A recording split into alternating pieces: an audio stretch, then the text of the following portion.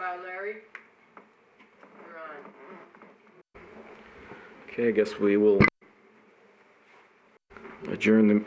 start the meeting for the workshop relating to the rate study and also the capital improvement issues.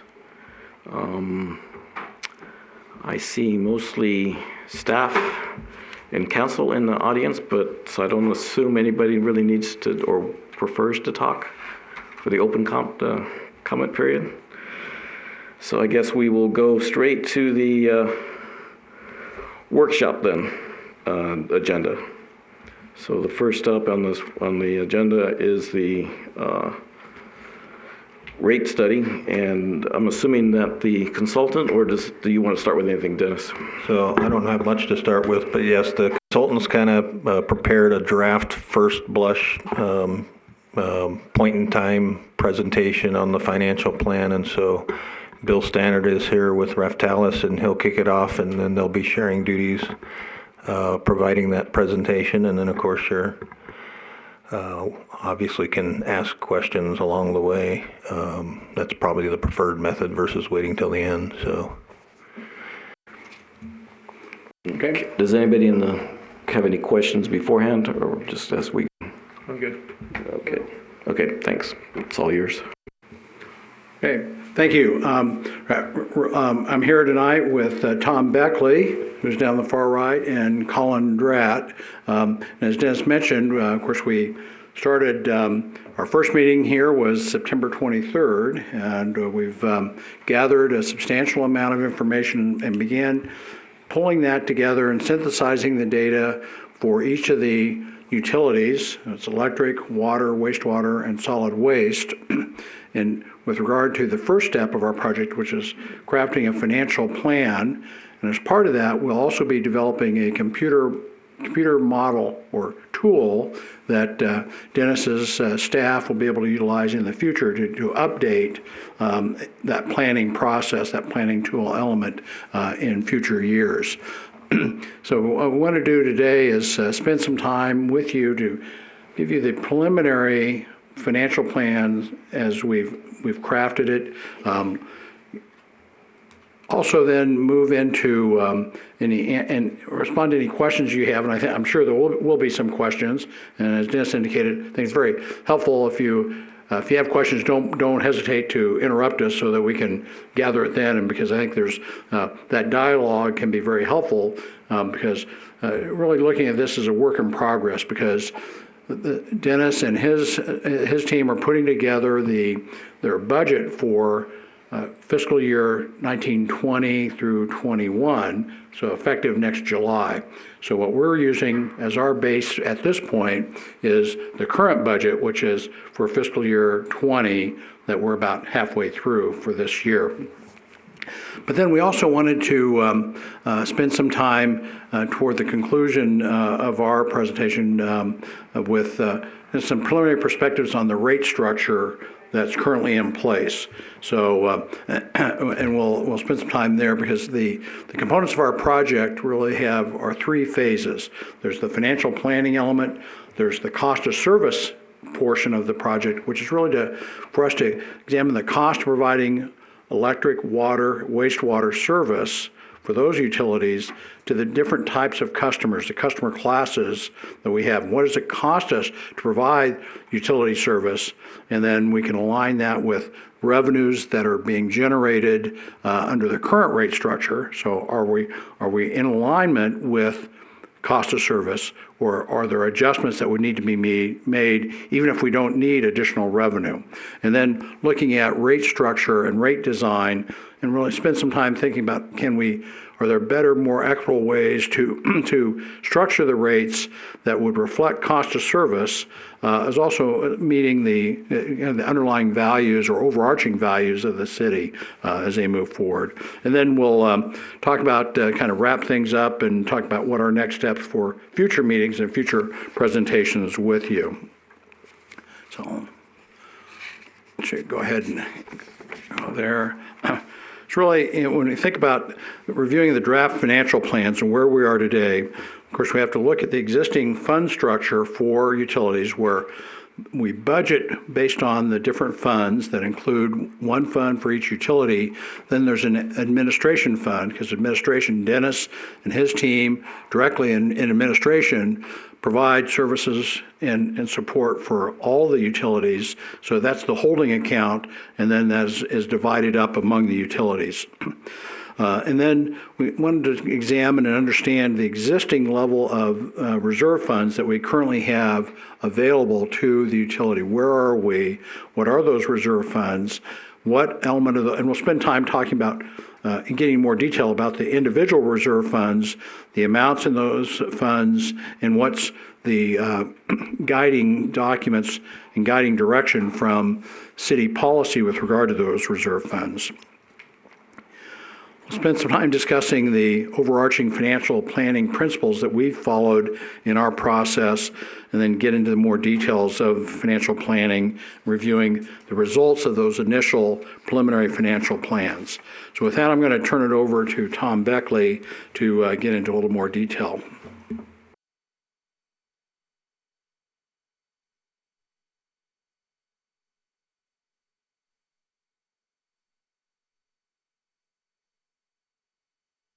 There we go. So just in general, we follow this process when we're developing financial plans for utilities on these types of studies. I'm on the wrong slide myself. That's fine.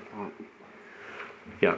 So there's 5 separate funds, as Bill mentioned. We have utility administration, which is the overarching fund, and then we have one fund for each of the 4 utilities: electric, water, wastewater, and solid waste. Each of the funds goes through, it has its own separate budget, but then for financial reporting, we report all 5 funds together. And what's important, an important factor is on our debt service. So of course, we have the one outstanding bond right now, and that bond has a combined pledge of all revenue of all 4 utilities, even though, as we all know, that debt is really only related to one of the utilities. And that's fairly common practice for a utility to pledge all its revenue, even when a bond may only be for one of the utilities. So talking about each of the funds individually, utility admin. This doesn't really have its own separate source of funding, as you may know. Basically, the costs in this fund are transferred to each of the 4 utilities: electric, water, wastewater, and solid waste. And so they each get a share based on allocation of costs. And this includes costs of vehicles and equipment used by all the utilities, administrative personnel that are responsible for all the utilities, as well as the transfers out to the general fund for indirect overhead related to supporting all of the utilities. I'm sorry, can I, because I was waiting until the end of the first slide that you had. Sorry. Because we're on slide 6 now. Sorry. On slide, you said we have separate budgets but combined financial reports. I'm just trying to make sure I understand, because I thought it was sort of the opposite. I thought we were trying to separate out the For our purposes of looking at the cost of service, we're looking at the cost of service for each utility, because what we'd like to understand is how much it costs for each utility, and to try to ensure that one utility isn't subsidizing another, or in certain cases, for some of our clients, they know even if you decide that there should be a subsidy, you want to understand that that subsidy is there. But what I'm saying is the budgeting process, they budget each utility individually, but if you look in the CAFR for the city of Boulder City, it will show a combined utility. It does not show each of those funds separately in the CAFR. So that's what we mean by financial reporting, not in terms of what we're doing for our financial planning. But I believe that we're also trying to change that. So it is being financially shown, like for instance, at the council meetings, it's being shown separately. No, the council. Yeah, the annual report is not. Yeah, that's very confusing. Okay. Yeah, I see that. So yeah, that's, like I said, it's confusing because there's so many different documents out there that it's hard to track. And that's why I wanted to start there, because when we're saying, I definitely didn't want to see that in the rates product, because that would be even more confusing. Right. So again, kind of just when we think about our financial reporting, we have a balance sheet, we have an income statement, and then we have a cash flow statements, along with all of the footnotes and other supporting documentation for financial reporting, the CAFR purposes. This is a common approach for cities that, like Boulder City, that will have multiple utilities under a utilities department. But one of our key objectives, of course, is to really what are the financial requirements for each utility so that on their own right, they are self-sustaining individually.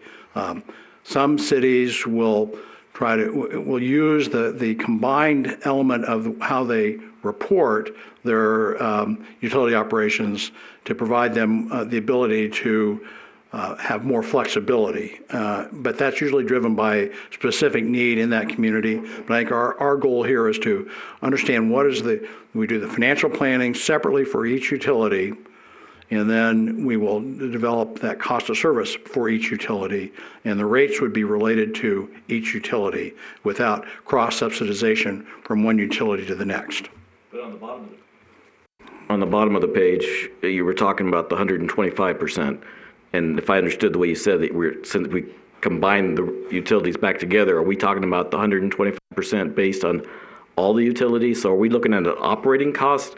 Because that's another thing I'm a little confused with the 20% or the minimum of 125%. What is that related to? What amount? That's of money? A requirement in the bond ordinance and the bond indenture with the bondholders. And what we've pledged to those bondholders is that we will meet this coverage of 125% using the revenues of utilities, not just the revenues from one utility, but we're pledging all the revenues for those bondholders. And then, we only have the one bond issue, and even though it was for the raw water line, and we've refunded those, but certainly the expectation is we will, and we'll get into that a little more detail in a little bit about how we want to utilize funds to eliminate that debt as quickly as reasonably done. So. But currently, and this again is also common, where having a combined pledge is, as it relates just to the commitment that you're making to bondholders that are loaning you money, they say, hey, we'll pledge that we will keep all of our revenues at a level that will achieve this level of coverage over our debt service. Okay, I think later on that would be helpful to understand. Yep. And have we been meeting that historically? Yeah, I believe so, yes. We haven't, to the best of my understanding, it's been met, and certainly in the recent approval of the refunding bond issue, it was last month that it was determined that we exceeded that coverage level. I had a technical question. So you say separate budgets but combined financial reporting. What's then is the difference between a budget and a financial report? In the financial report, financial reporting is how we produce the financial reports in the CAFR, the Consolidated Annual Financial Reports. Budgeting in some ways is similar, but budgeting is what we plan to do, whereas the financial report is what actually happened. But that's sort of the nub of what the problems are, is we don't know what actually happened for the separate utilities. So wouldn't it be a good idea to break it down, to do the financial report for our purposes, for the separate utilities, so we can see what each utility is doing? And our process will be examining that, but again, we'll be looking forward as opposed to looking backwards. So you'll be giving us a separate financial report for each utility. We'll be developing a financial plan looking forward what our future costs will be for each utility. But it's useful to us to know what happened, say, last year, if you're trying to plan. Doesn't that make sense? You want a financial report to know what happened last year, right? That's Larry's point. I think I agree with him on that. That's not possible? That's not part of, we can take a look, see if it's possible to do that, but the financial reporting, getting the actual costs broken down by individual utility, there may be some elements that would require some allocations of elements of costs, but we'll take a look at that, see if that can be done. Yeah, so on the slide 6, then, and I guess it's just my interpretation of number 2, is cost transferred to electrical. It's almost, I'm just misunderstanding, I guess, because it almost seems like it's the reverse. When we look at the admin, we're actually sending money to the general fund. They're not. So I get the way you've included in your papers, you've included the documents in specific areas, O&M, personnel, and then the general fund of $1,025,000. But when we look at the city council format, it's actually broken out into utilities, which is a little bit better to understand. But the utility admin, I think, is another one that's confusing since it's newer. Trying to understand exactly what it's doing is more helpful to break it out where we can and better understanding. So utility admin is, again, that's the costs associated with the administration of utilities, which is related to all utilities. So certainly Dennis, his salary and his support staff within admin are accumulated in that bucket of costs. But then for cost of service determination and financial planning, so we need to understand and allocate those back out to each of the utilities. In addition, the utilities pays the city general fund for the $1,025,000 for indirect overhead costs, and that goes through utility admin fund back to the general fund. And it's really just the process and how the money goes over there. But the source of that money comes again from each of the utilities. So we take that cost, allocate it back to water, wastewater, electric, and solid waste, so we can determine what's the total cost for each of those utilities. And I understand most of that, but I guess the one thing that is confusing, because another one where I see it different ways, is that, for instance, Dennis's cost I thought would go under the overall utility, or even, I guess I'm not confused. I'm getting confused, sorry, whether it's electric or with that. But some of the personnel costs are included in each utility, not in the admin. But I guess you're saying, I guess his is, since it's utility, it's overall the other one, so I'm sorry. So again, it's administrative personnel, so under 3. So we have vehicles and equipment, so that's going to be the holding pattern for there, and then administrative personnel, and then the transfer to this general fund. It all resides within that administrative fund, but then we have to take that and distribute that to each of the utilities so we know what the total cost is. Well, and for instance, too, that's another one. So now we just have this new vehicle, was it VERF, which started this year? Correct. Well, and they're still working on some of the details as to what those projected costs will be. What we've done now, while finance is working on that, is we've just kind of estimated what we think the future vehicle costs will be. Once finance gets those numbers crunched, then we'll put what we think the actual projections are going to be into the model. Okay, yeah, because the reason I'm bringing that one up is because in this current year, we're looking at $750,000 for vehicles in the electrical fund. All right. And so I didn't know if that had been switched over or not yet. And so it was another one that was a little confusing. I think it's in the overall tentative plan. It's on one sheet. It's not on the other sheet. It's in the past data that they're showing the vehicles. It's not in the current aspect, but it's in that. I can get to it when we get to into capital. But that's one of the reasons it's confusing and trying to understand how it's all broken out. And so the more it's broken out, the better off I'm hoping it would be to all of us. Thank you. Okay. Sorry, I can barely see what slide I'm on here. I went way too far. That's number 4. 5, 6. Here we go.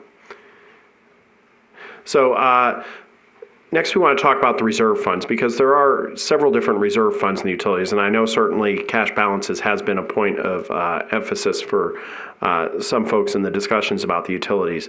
So the first one is the operating reserve, and there's a requirement to strive to maintain at least 20% of the O&M cost for each utility here. And the use of this is basically unrestricted. But at the end of the day, if we're striving to maintain 20%, we're saying that if we're below that, we'd really like to get it back up to 20%. So it's not like we can count on using that 20% for anything during the budgeting process. So when we budget and do financial planning for the utility, basically we're assuming that this money's set aside and that we're able to do everything we need to do without touching this 20%. And in a situation where we're below the 20%, that we'd like to get back to this 20% level. The next is the emergency capital reserve, and there's a requirement to maintain a $5 million total balance in there for all of the utility funds. And the use of this is for capital emergencies, large main breaks, substation failures, or natural disasters. The next one is rate stabilization. There's a requirement to maintain a $3 million balance in their total oil funds. And there is in terms of the use for this, it's basically, when you look at the language that set this fund up, it's to stabilize rates due to specifically increases in wholesale utility costs. So in this case, we would be talking about SNWA water or purchased power, because obviously on solid waste and wastewater, we don't have purchased utilities, wholesale utilities costs. Next, we have a bond reserve. And so when bonds are issued, historically, there's often a requirement to maintain a reserve, and there's language in the bond documents what this reserve should be. The most common approach you'll see is that it's equal to 1 year debt, your maximum annual debt service, or 1 year debt service, or something along those lines. So we have a bond reserve from our previous bond that required a bond reserve. When we issued the new bond just recently, it does not require us to maintain a bond reserve. So you can see our first note here is it's no longer required. The intention of the utility is to use this to call the bonds once we're able to do that. As part of the issuance of the bonds, we agreed with JP Morgan not to call the bonds before June 1st, 2022. But on June 1st, 2022, in discussions with city staff, the intention is that we're going to take the bond reserve and use that to call some of the bonds early. And finally, we have the RDA reserve. This is not active, and there's basically a small balance available for utility projects in the redevelopment area that's still in this, but it's not really something that's active anymore. Any questions on reserves? So, yeah, I believe that all the reserves are funded, or is that correct? That's our understanding. So right now, the ones that the 5 million, the 3 million, the 20%, we have all of these funded right now. But this kind of goes to, when you look at some of the, sometimes you see a large balance of cash just sitting in the utilities, and the 5, the 3, the 20%, those aren't really available to do anything with because they're reserves. And even if we forecast going below that level, then we'd want to replenish it to get back to where we should be for those reserve levels. No, I understand it, but like I think I stated in the past meeting, that was part of the rate increase in 2016 was to bring those reserves up. Right. So I just want to make sure it's clear that they're brought up, so that wouldn't be another problem for another rate. Right. It's not something that would drive future rate increases at this point, but again, it's important to recognize, when some citizens see large cash balances, a lot of those cash balances are obligated to maintain these reserves that we're required to have. No, and right now they have been breaking them out, and appreciate that. It's restricted funds and available cash, and so during the council meeting packages, that helps, and it's very helpful. But if we could get the breakdown, and even I guess some of the language, as Dennis, you had mentioned one time about the reserves, I guess that might be something that might be a recommendation. I think somebody mentioned it one time in the past to the council, that possibly some of the reserves, as for instance, as you mentioned, the rate stabilization, some of the wording could be possibly changed. That might help a little bit more. We've got a pretty good wholesale pricing right now. That doesn't mean it won't be in the future, but I believe it's almost $2 million in electrical, that maybe that could be used a little differently. So the more we understand, the better we can advise. Yep, we can do that. And then just to verify with the finance department, I believe the rate stabilization reserve fund is just short of the 3 million, about 200,000. So it's almost funded. I have one question on the bond reserve. How much is in that bond reserve? Is there anything in there from last year? 2.3 mil. So why can't we roll that into the pay-go account that's with Wells Fargo and earn more interest on it? We are earning interest on it. Can we earn more through the pay-go account? We're maximizing the interest earnings on all the city funds. Through the pay-go account that was just rolled into activity? I don't know, you call it. It's another fund that was opened up at Wells Fargo to put our long-term money into. Yeah, I don't think it's called PAYGO though. That's what Wells Fargo calls it. All right, thank you. I think the confusion is in the presentation tonight. PAYGO is in the doc is referred to a couple different times, and but it's also in all caps. So I didn't know if that was an acronym or just a spelling it out. So I think that's one thing that's confused a little, is what exactly that PAYGO indicates in the rate study. So it was a little bit was stated beforehand, but I guess they'll be coming up pretty soon. Thank you. So how much is currently in the operating reserve then, roughly speaking?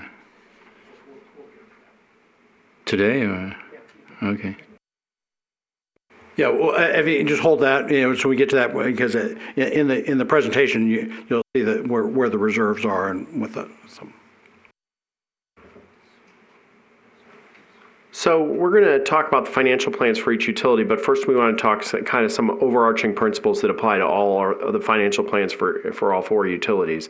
That the plan should assess the financial sustainability of the funds on an individual basis, like we've talked about already tonight. We want water to support water, sewer to support sewer, electric to support electric, and. Sorry to interrupt. If you can move forward Oh, one slide. I'm sorry. I'm looking at my computer. And there we go. Thank you. I apologize.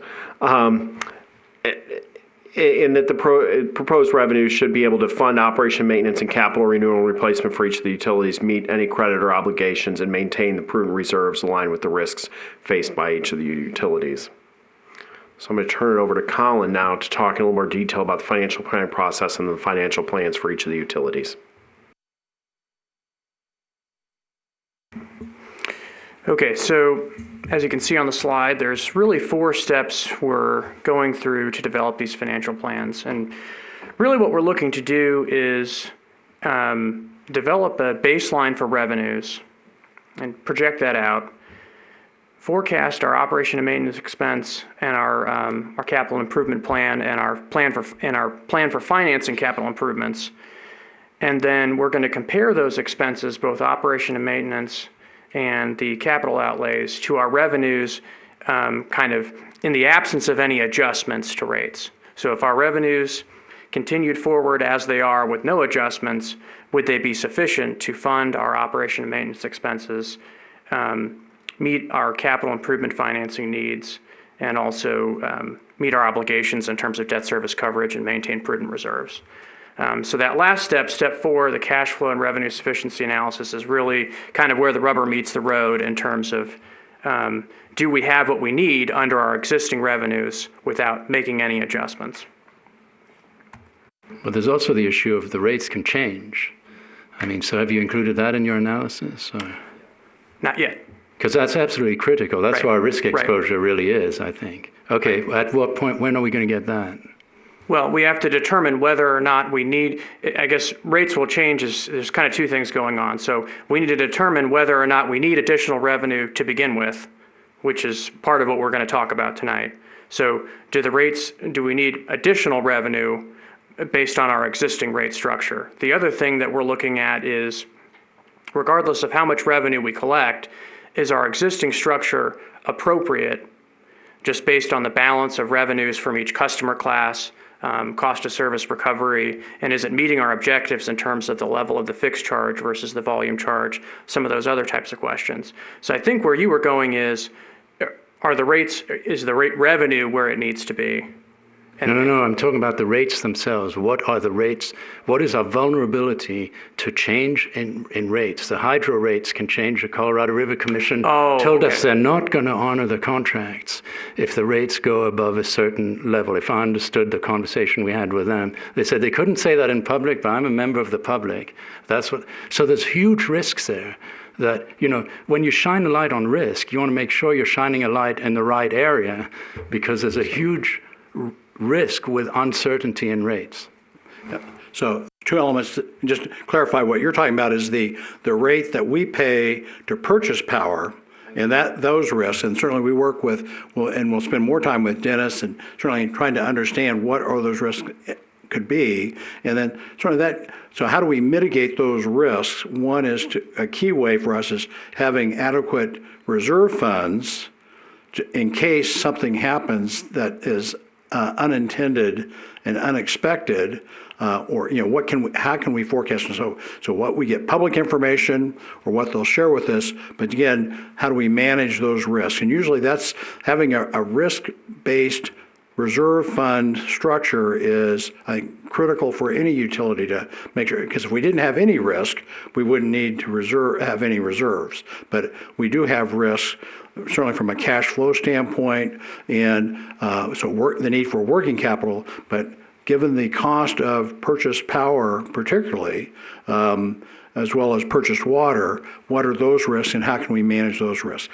Relative to, and what Colin was talking about was there's rates, our own rate structures that we use to charge our customers. We have to first, from there, we'll based on our own cost of service analysis, and then look at the rate structure itself. And then, are there risks if we change that rate structure significantly?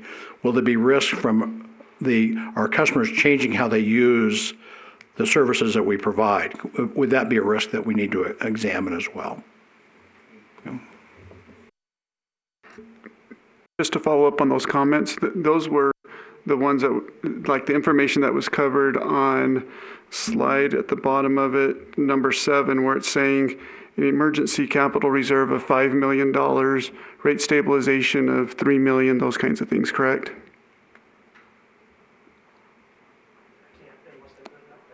Oh, no, it's fine. Yeah, well, that's the purpose of the rate stabilization reserve, is to protect us, is to be able to stabilize rates at least for a short period of time in case something unexpected happens. That's literally, like I said, that's the language that was specifically in there, is it was to protect against changes in wholesale costs and when you look at wholesale, again, that's really just water and electric then.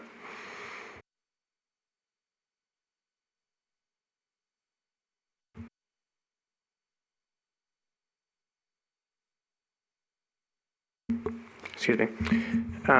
Getting into step 1, the first step to developing the financial plans is to understand what our revenue baseline is. So basically, we need to know if we don't adjust our rates, the rates we charge to our customers, what will that level of revenue look like going forward? And then we're going to compare our expenses to that and determine if we need to make any adjustments to our overall rate revenue, regardless of where it comes from in terms of customer class or volume charge versus fixed charge, which kind of comes in those later steps that we talked about, cost of service, rate design. So right now we're talking about overall revenue levels. So in terms of determining that, we're looking at what do we think our account, do we expect any growth in accounts, as well as what do we expect in terms of usage over time. Right now, we're assuming that we're not going to experience any account growth. It's our understanding that would be limited if it did occur. So 0 may be a little conservative, but that's our starting point at this point. In terms of usage per account, generally we're using a multi-year average for the different customer classes and projecting that forward. And we are also assuming that we're not necessarily going to experience significant declines in usage per account, which can be an issue in some areas. But at this point, we're not expecting that it's going to be kind of extreme over time here. And just some considerations that kind of go into these types of forecasts, certainly for electric, air conditioning load and that sort of thing, especially usage when it's really hot, can be an issue, as well as conservation, just more efficient appliances that use electricity. For water and wastewater, since we bill based on water use, rainfall can be an issue in terms of the amount of irrigating that's happening, as well as just conservation over time. So we're definitely have seen areas where, per capita usage has gone down by 1% per year, but I don't think that's necessarily our expectation here. And just the last point, and this is one thing that we will kind of hit on throughout the presentation, is there really is no perfect forecast of usage. It's likely to turn out different than what we project. And really the key is, rather than you establish kind of a reasonable forecast expectation for usage, and knowing that you're not going to nail it, really having a level of reserves to mitigate that risk that comes from changes in weather that can impact electric and water and wastewater usage. So once we forecast a revenue baseline, then we get into forecasting operation and maintenance expense. So this is our starting point for this is our fiscal year 2020 budget. When we have the new budget available, we'll use that.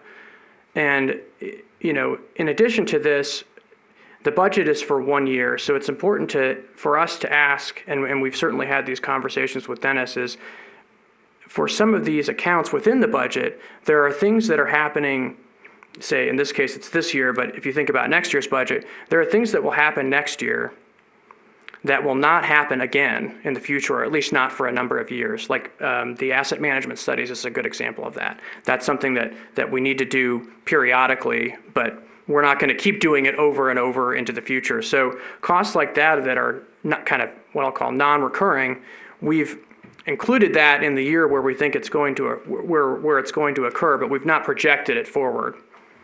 The other thing that we've included in there is we know that the cost of the items in our budget will go up over time.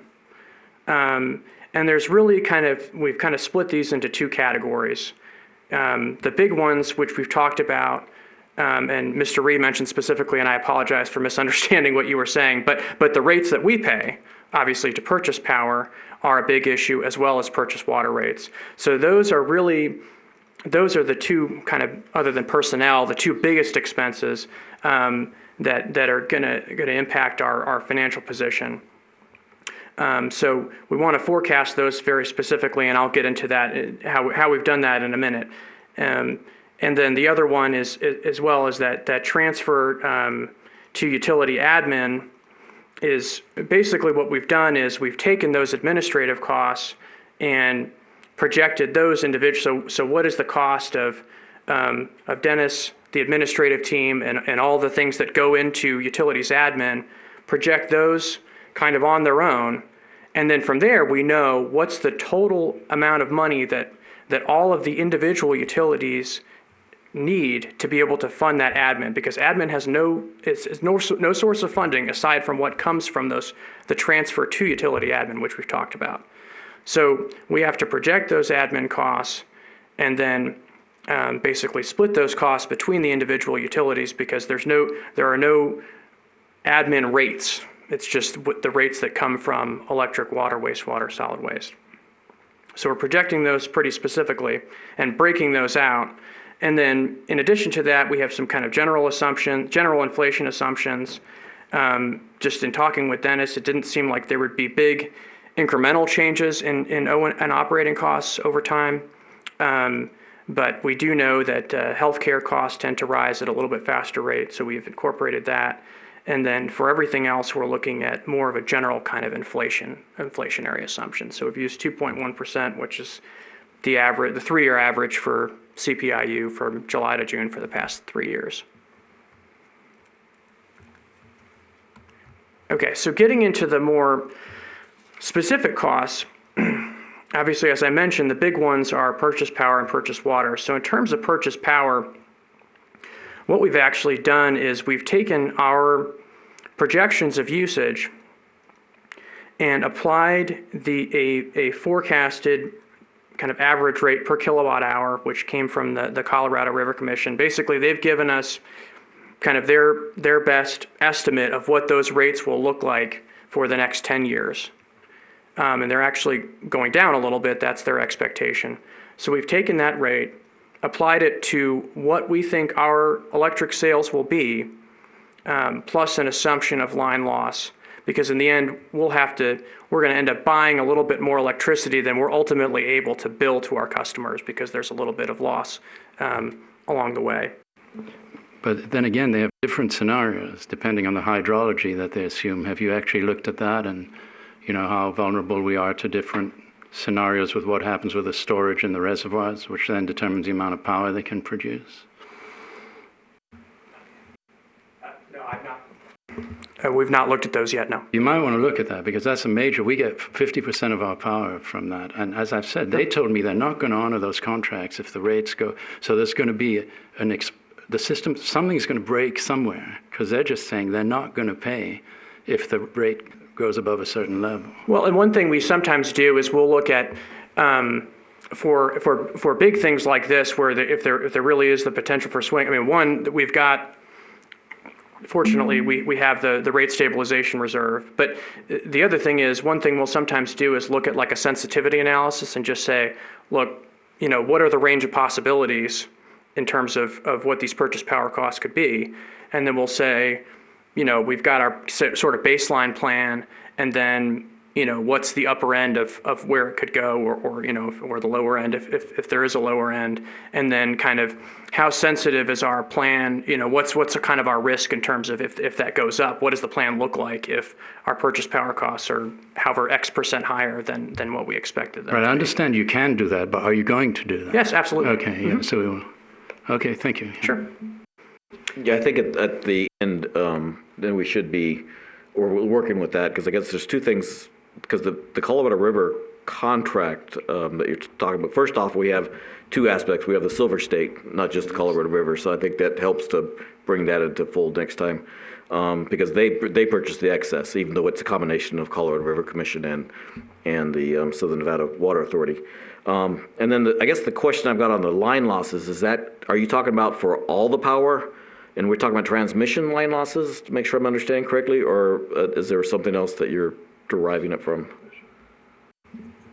No, it's just in comparing even, and we've got a couple of years of data, just in comparing what we've had to purchase to what we've actually sold, the difference has been about 5%. So total. Okay, because Ned, help me if I'm saying anything wrong, but my understanding is when we're talking about the Hoover hydropower, shouldn't be any line losses because we're pretty much getting it straight from Meade, so there wouldn't be. So I guess I'm just making sure we're looking at comparing. We wouldn't take the Hoover A and B power and take 5% of that because there's no line losses there. No, it's just within our system. Okay. I think what you're looking at is what we're buying from our wholesalers and what we're selling to our customers. There's a difference there. And one thing in Boulder City, a lot of the streetlights aren't metered for one thing now. They're going to LEDs, which is going to help. But there's that plus just regular line loss. So that's pretty much where it comes from. Right. Oh, yeah. Well, because there's two ways to look at internal helps, because it's looking at the overall aspect of line losses, and that was confusing me a little bit. So I guess the thing I think that George was trying to bring up, so right now it's not as much critical right now, but it is more in the future, and it depends on how critical it is for the next 5 years, which is what this rate is looking at, correct? So I think maybe some of the understanding or misunderstanding is that if the lake would go down to the point that we cannot purchase, Hoover cannot supply power, then Boulder City, all the public power entities all the power customers would be obligated to pay a certain amount as well as then buy the power. And I think that's one of the big things. And so the Colorado River Commission, I think there might be some confusion because they would still have to pay that and have to purchase power. Yeah, but they've said they're not going to do that. They're not going to pay. That's what they told me. Well, that's unless I misunderstood. So they're going to break the law. They're going to break the contract. They said that was their plan. So, they told me that. It was in a coffee shop 300 yards from here. Okay, I may have misunderstood. If I've misunderstood, please someone stand up and correct me. But hopefully I think in the next 5 years we won't have to worry about that, but it might be 10 or 20 down the road.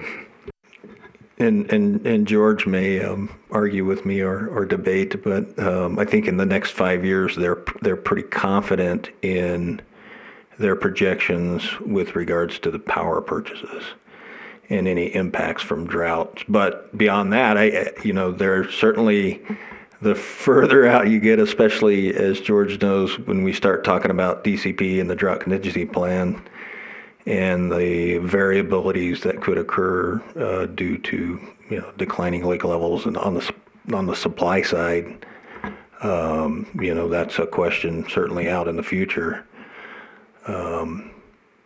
But yeah, we can certainly continue to think about that. So I guess is that part of something that would be in the March aspect, or is that the last aspect that would sort of be brought more forward with that more of the worst case or best case scenario? Because you're saying you'd probably have a 10 percentile chance or a 90 percentile or something like that, I would assume. What I would probably suggest is that if we wanted to look at a scenario like that, then we would estimate what those market purchases would be going out. That would be obviously more than likely they would be higher than Hoover Power, and see what that impact is as to what we did with that, or at least for the committee to see what those impacts would be. Again, they would still be estimating, right? We don't know what the future entails once we get out past that 5-year period. Yeah. And I guess to make sure that I didn't misstate, but I understand it's not a major portion of the rate study. It's just, I guess maybe it's sort of like, oh, by the way, here's some things to take into consideration, if I understand correctly. Correct. Right. And the other thing that, is possible is if there's a real concern about that, I mean, the other option is to say, well, maybe we need a little bit more in that rate stabilization fund set aside for some of that stuff. So, I mean, that's a possibility as well. But I think what you're talking about would probably be incorporated, looking at that would be incorporated into what we're talking about now, into the financial planning component of it. In terms of purchase water, kind of a similar approach. We're looking at what we expect to sell to our customers, but we know that within our system there will be some losses. So we've kind of increased our purchases to factor that in. And then kind of historically, in terms of our purchases, those rates have gone up 2.5% to 3.5% per year. So we've assumed that they'll continue to increase at 3%. And I think I mentioned this in one of the previous meetings, but if I didn't, I apologize. But the way the water authority is moving forward with their rate adjustments on the wholesale side with the member agencies is that it will be between it'll be no less than 1.5, no more than 4.5, or whatever CPI is in between there is kind of what they're looking at for their rate adjustments to us. And I'm sorry, just to make sure that I understand, so when you, on number 2, multiply by project sales plus 10% line losses, we're talking internally water losses in the pipes? Correct. Through leak, okay, just make sure I understood. Thank you. And in terms of the third kind of major one, again, as we've discussed, we've got the Utilities Administration Fund, doesn't have a source of funding outside of what the individual utilities provide. So we're forecasting the expenses kind of within that fund. And then there are, and as we'll see as we get into kind of the cash flow analysis, there's transfers from each individual fund to fund the costs of utilities admin. And then those costs are basically just the administrative costs. Given that there's no other source of funding, they have to be split to electric, water, wastewater, and solid waste, so that those rates are sufficient to support the costs within those funds, but also utilities administration in total.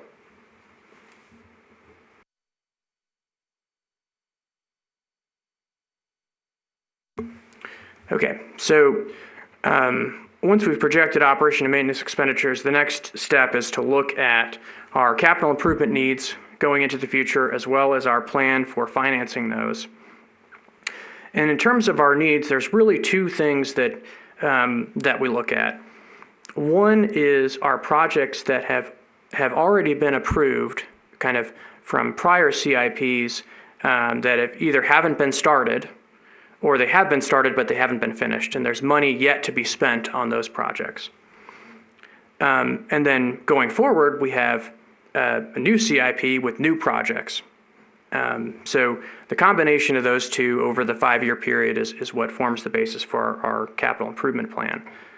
And then from there, what we're looking at, and we'll look at each of those individually in a couple slides, but from there, what we have to determine is what are the sources of funding for those projects. And what we're looking at right now is what we've kind of done historically, which is cash financing.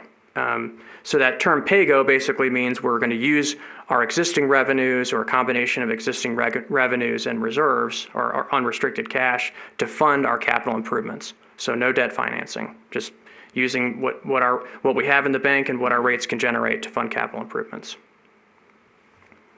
In addition, we're fortunate here to have a number of kind of non-utility funding sources, such as our solar lease revenues revenues from land sales, the quarter-cent infrastructure sales tax, as well as some limited funds available from the Rural Development Area Reserve. So what's one benefit, one upside that we have here is we have other sources of financing for capital improvements that we can kind of use strategically to get those capital improvements done. And basically whatever we're not using from those, the balance we'll have to get from our rate revenues. Do you recognize that, or is there an ability to put some of these projects that are in the capital improvement plan to delay those out 2 or 3 years? Is that one of the scenarios that's possible, or do you go there? I think that's certainly something we could look at. I mean, if the rates are going to be too strong, we could possibly look at delaying some of those a little bit. Yeah, and one of the values of the computer model will allow us to have that tool to be able to run different scenarios. So we say, well, gee, here's, if things look like we're going to need severe increases in rates or significant, well, how can we change that? A key element is going to be pushing out capital improvement investments into the future. Okay, and so you're looking at that. Yeah, and the model itself will have that tool, that scenario planning capability.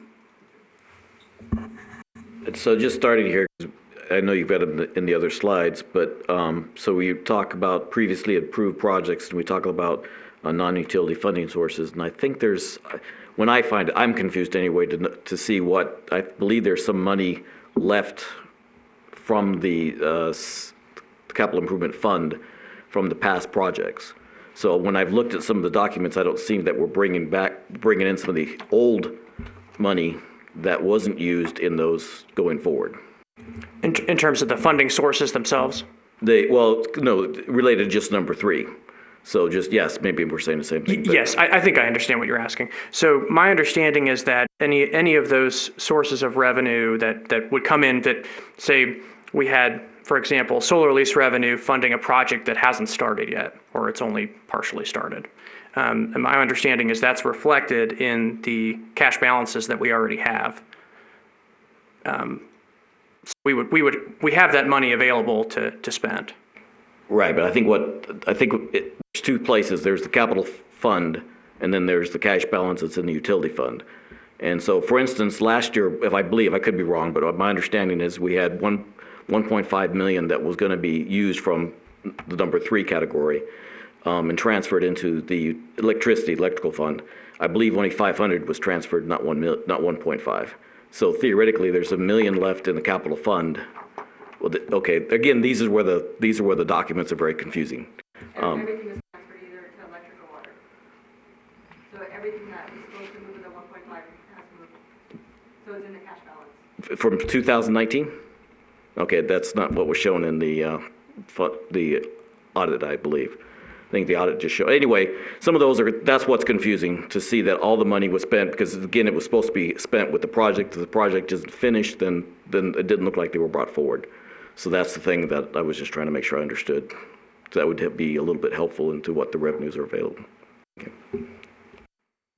Okay, so we'll have to look into that and make sure we can kind of reconcile where that went. But in terms of kind of the key drivers, cash versus debt financing, obviously we're looking at cash financing. The timing of projects is something we actually just kind of touched on. We do have the ability potentially to shift things if we need to kind of help with the impacts. So that's certainly something we'll be taking a look at. And then again, the kind of strategic use of non-utility funding sources. We do have discretion in terms of going forward where some of these things can be applied. So just making sure that they're going where they need to be going. Right now, we're using the kind of, generally speaking, using the current CIP. We have made some adjustments to reflect when we think some of the projects are likely to occur.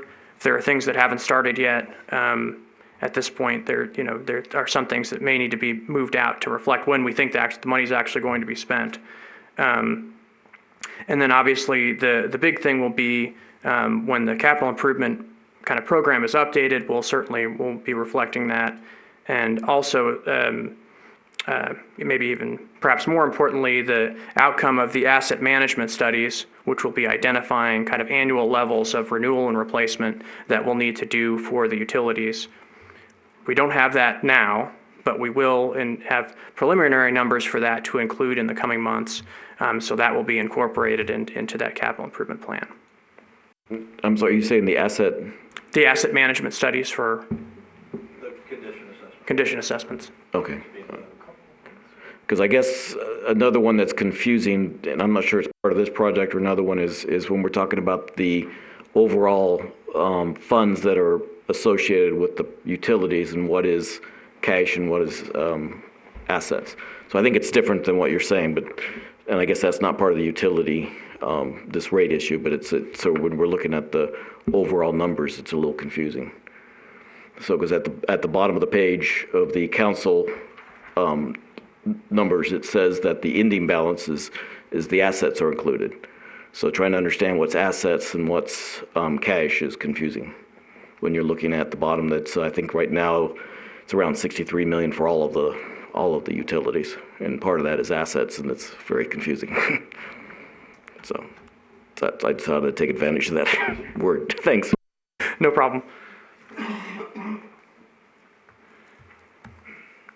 This is just a graph just to kind of give us a sense of just the magnitude of what we're talking about. We have for kind of beyond the fiscal 2021 period, the capital projects we have now, they're sort of in current dollars. So we have assumed that a project that we do kind of down the road will be more expensive kind of due to inflation. So we have escalated those projects a little bit. But really what we're looking at with what we've got now, I mean, we've got quite a bit to potentially do this year, a little bit less next year, and then another kind of bump up in fiscal 2022. So this just kind of gives us a sense of what's coming down the road just in total. Obviously, most are electric. That's a big component of it. And then less so on water and wastewater and just a minimal amount on solid waste.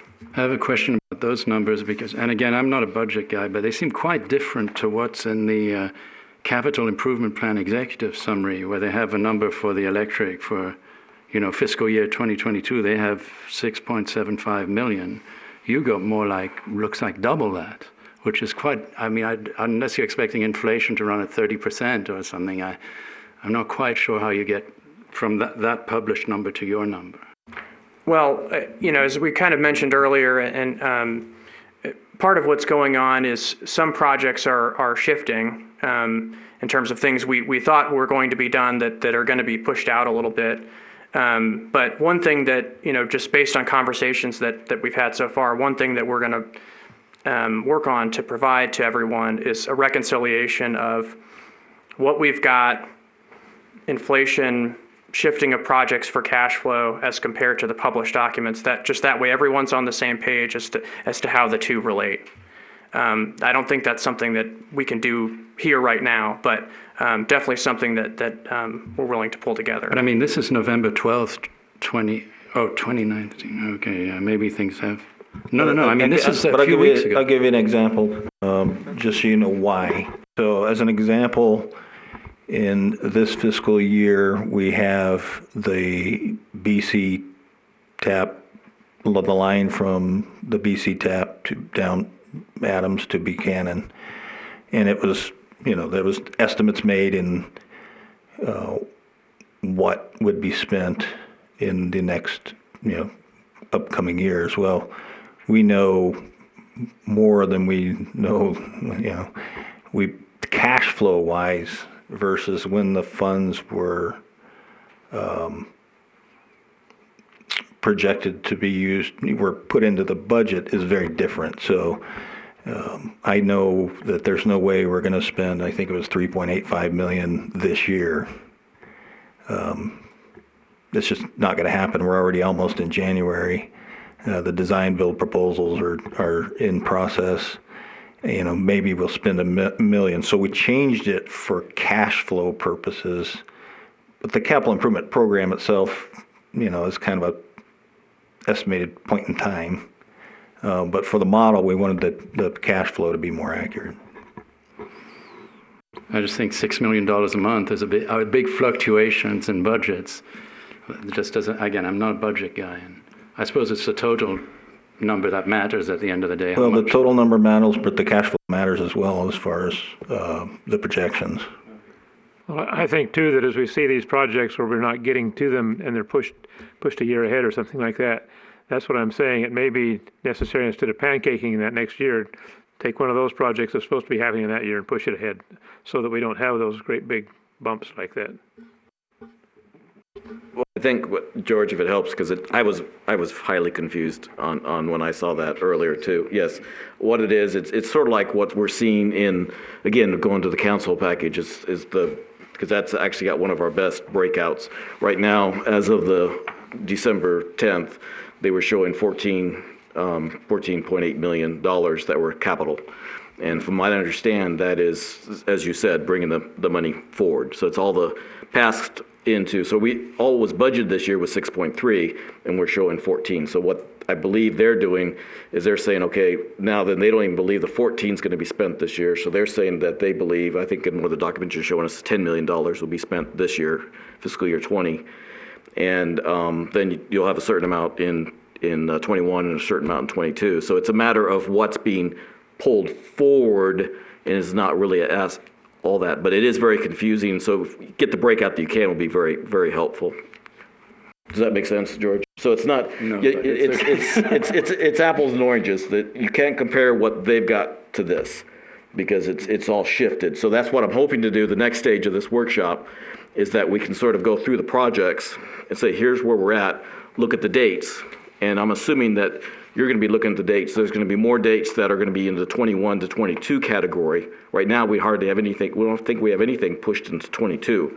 But to get where you're going from to this 13 million, we almost have to have more in 22 from the past current CIP projects going forward. Does that make sense? So he's taken all the stuff past all the way through to 22. That's why it's larger. Okay, I'll pretend I understand. So hopefully we can get there a little bit easier when we do the CIP, when we do the capital project in the next portion of the aspect. Okay.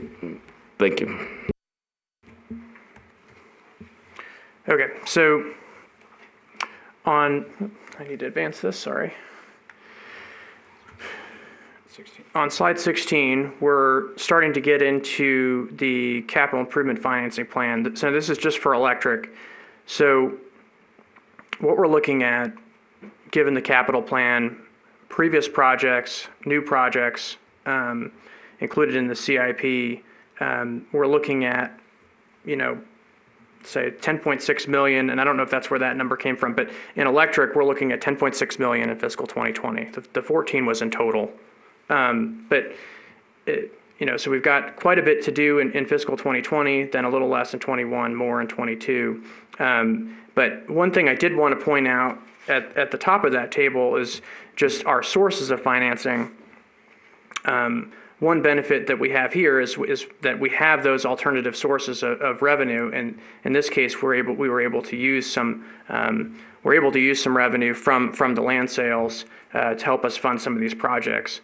One thing that is important to note is in some cases, like as with the land sales, that money may not be there every year going into the future to fund projects. So we've not projected that out beyond what's already been approved, basically, to be funded.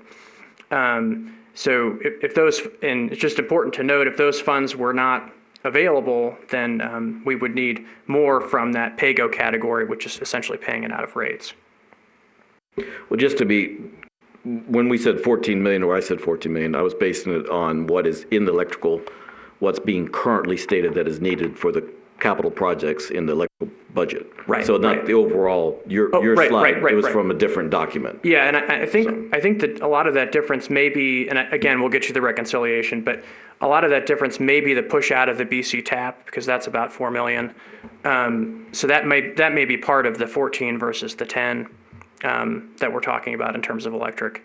Okay, but yeah, but that's where George is because by talking to you a little bit before the meeting, we understood a little bit more, and so. Sure. But I think it was a good thing to have this, if we can have the capital project the same day, because I think that will help a lot, is once we go over the projects and look at the dates and stuff, then we'll be able to understand more of the shift. But it's, for the rate, I understand it. For comparing documents, it's very confusing. Right.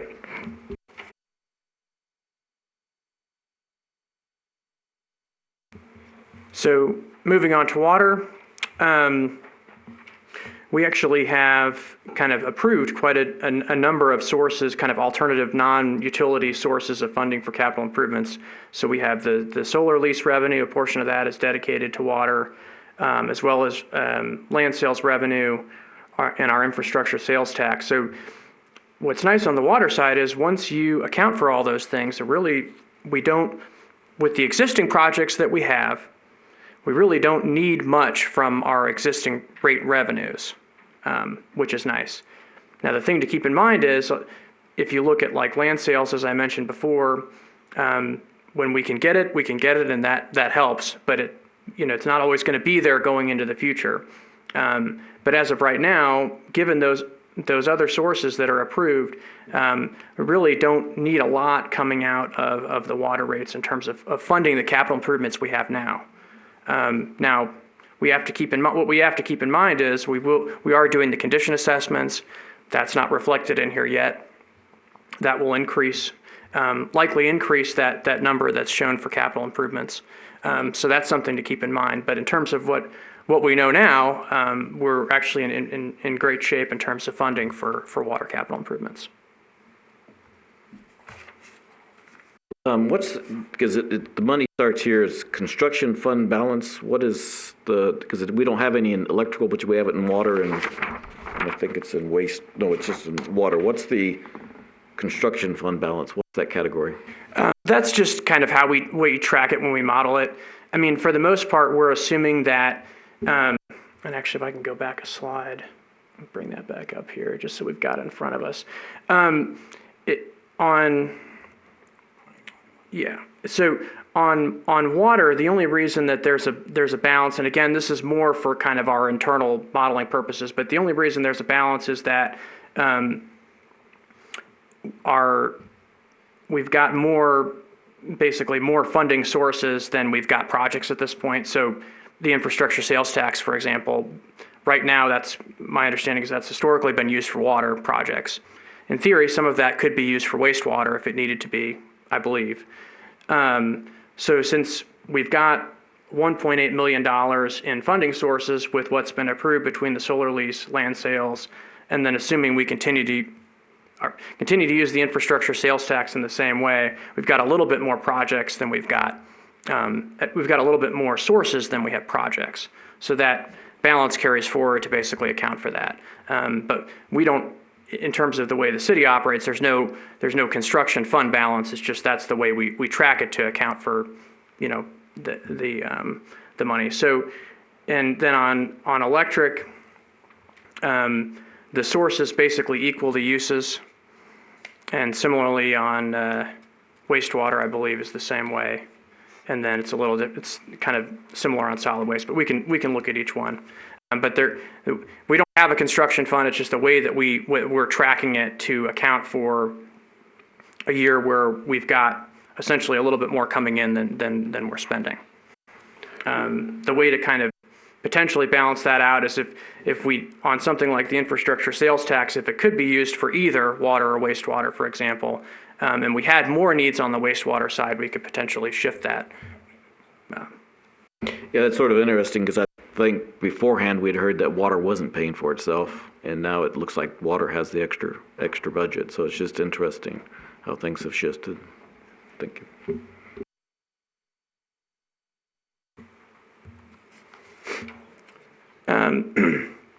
So looking at wastewater, we're essentially even because anything we're not getting from land sales or solar lease revenue, we're assuming would be funded out of our existing rates. So basically, we look at the total we need for funding, kind of subtract out those non-utility sources, and the net is the pay-go line. Real quick question on the land sale revenue. How did you determine the allocation of how much of the land sale goes to electric versus water versus wastewater?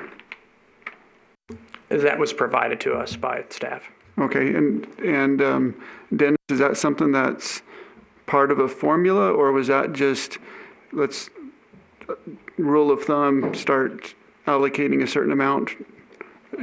It's in this document. I'm going to it throw sounds like. this one to you. Yeah, it's in the document, Okay. but- and I'll let the Director of Finance answer that question.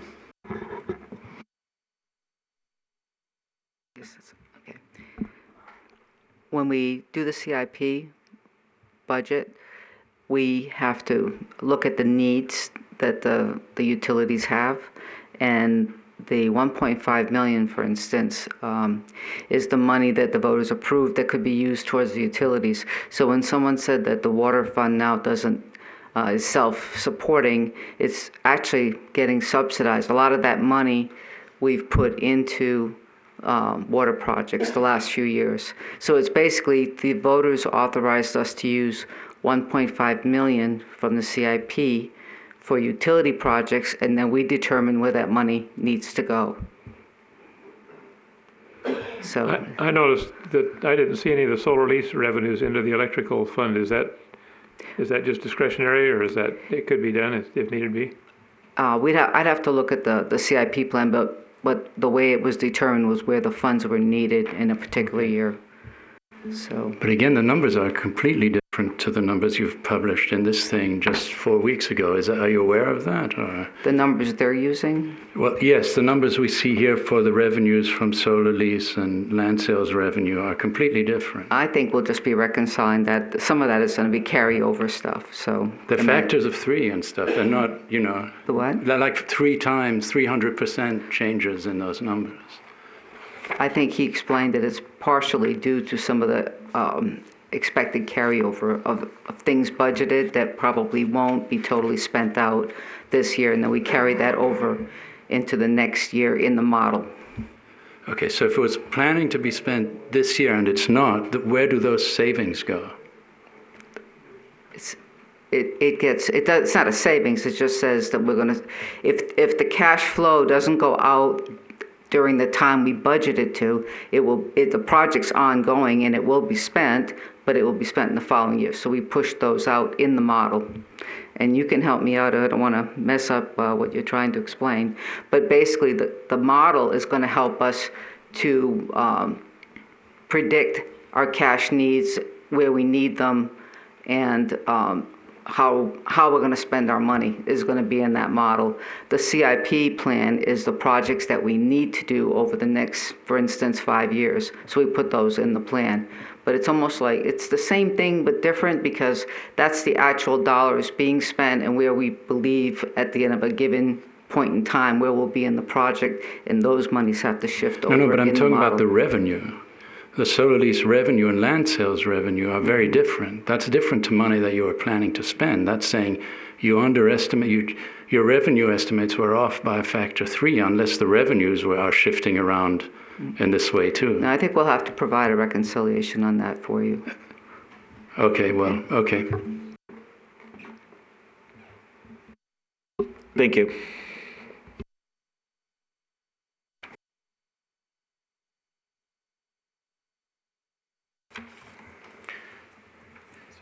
Okay, so on solid waste, really we've got, again, sources of revenue from the solar lease and land sales, as well as money from the landfill kind of construction fee that goes on everyone's bill.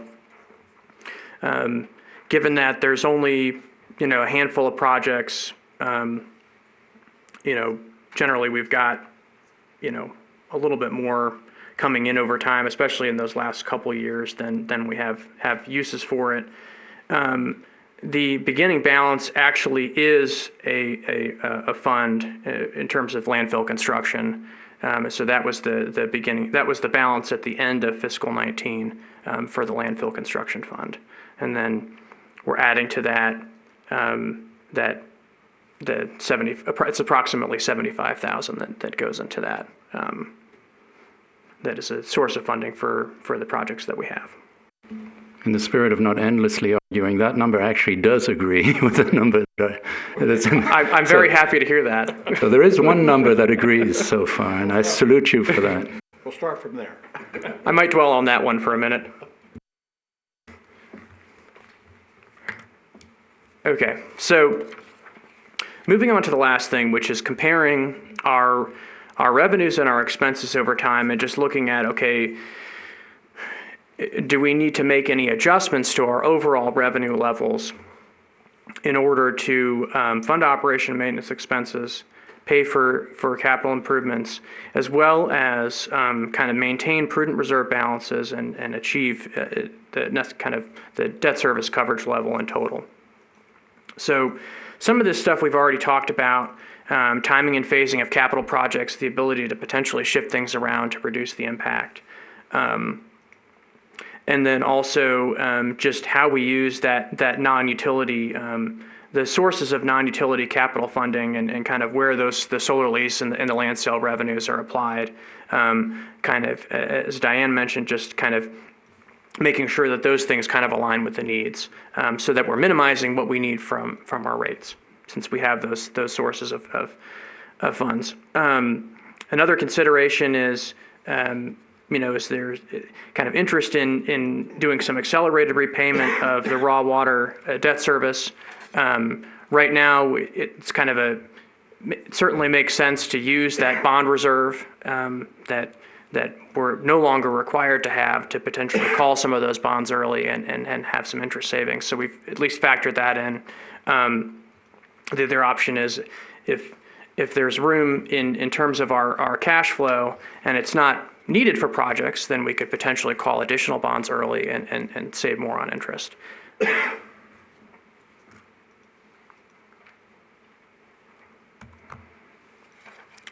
So starting with electric, the revenue line across the top is kind of our projection of existing revenues and our projection of revenues. And what we're showing right now based on the our projections of O&M and the capital improvement projects we have right now, we are not showing any adjustments to overall electric revenues.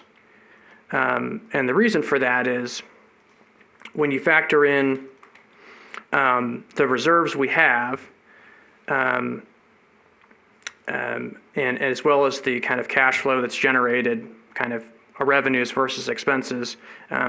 Right now, we've got sufficient funding to fund the projects that we have in there now. Just kind of going to the very bottom line there, and I apologize, this doesn't have the beginning balance, it's just the ending balance, but looking at the operating reserve, you can kind of add the two together, that surplus deficit plus the operating reserve. But basically what we were talking about at the start was we want to have at least 20%. So on electric, we're actually in pretty good shape. Now that's not to say that 20% is necessarily the maximum that we should have, but we want to have at least 20%. So we are actually in really good shape there. You do see it go down because we've got some kind of fairly substantial projects, and then it kind of recovers a little bit that last year, partially because mostly because our CIP only at this point goes out to fiscal 2024. So there likely will be some projects out there that'll make that kind of 89% probably look more like that 41%. But again, it's 20% of O&M, which is 10 million, so that would be 2 million? Or am I misunderstanding this again? Yes, that's right. So where is that? But you're operating, these reserves are 10 million, not 2 million. Am I correct? Right. So what we're saying is this is where the reserves would be with our existing revenues and our projection of expenses and capital improvements. But that's 5 times the required amount of reserves, if you're saying you need 20%. Right. With what we have now, we would end with substantially more than the minimum reserve, yes. And why do we need 5 times the legally required? I mean, well, again, that gets back to risk. I mean, is there any rational basis for this, or it just popped out as part of your analysis? Or? So at this point, this is where we are now, so that we're that operating reserve, that's essentially, it's unrestricted funds. So if we said, okay, we're going to take 20%, we're going to restrict that and call that the minimum level of operating reserve, then the balance is the funds that we have and what we can use for paying those capital improvements. So what we're looking at here now is when you look at each year, so the annual surplus or deficit, so what we're saying, based on that capital improvement plan and the expected expenditures earlier, we'd have a deficit of 3.3 million in our revenues this current year. But we have fund balances that we can use to meet that 3.3 million. Then the next year, we have a positive surplus because we're not spending as much in 2021. But then in 2022, where it popped up again, it's a minus 5 million. So at the very end, we would, and I'd say just looking at 2024, we'd have 4.5 million of total available funding for meeting the required minimum operating reserve of 20%, which is again about 2.2 million in that year. And so that gives us another 2.3 million that would be available for capital improvements. So we could do more, so we could have going into the next year if we have some, and I expect we'll have some capital improvements going forward as well. So it's kind of how do we balance all the money in and money out, and part of it we'll work on making sure that how we designate and define each of those terms so that there's not, I want to eliminate any confusion when we talk about, there's a required operating reserve, and then if we go, if we're above that, then that's money that's available for other, because we can't go below, the guidelines or the requirements to not go below the 20%. Okay. So a quick observation. It seems like based on some of George's comparing of what's in this presentation versus what's been published, and then also Ned's comments about potentially looking at projects that may not be needed as early in the plan as they're currently described as being needed, and then having a significant reserve, even though we're, in other words, in my mind, having more expensive kind of capital improvement plan, and then to have that level of reserve, it just seems like it's out of balance. Like it's not a conservative capital improvement plan, and yet we have that much reserve. I think to help, if you look at, again, an easy document that helps me somewhat is if you look at the last council package in December 12th. I understand. Yeah. I have it here, but they have the cash by fund. So I'm assuming this is where you started with. We're looking at $43 million of cash for the utilities, all combined. Out of that 43 million, you have 18 million in reserves, and that's where we're getting a little confused too, is what's reserves and what's available cash, and you just stated that, so I appreciate that. So then we have 25 million. That's at this point in time, is 25 million is available. So I'm assuming when you're saying that the operating reserves after the portion, that 9 million is related to the electrical share of the 25 million, is what I would hope be the case. So it's not a matter of that we're projecting to collect more. This is what the money that's already in the utility fund is available. Does that help? Sure. But it just seems like it makes it even worse. Yeah.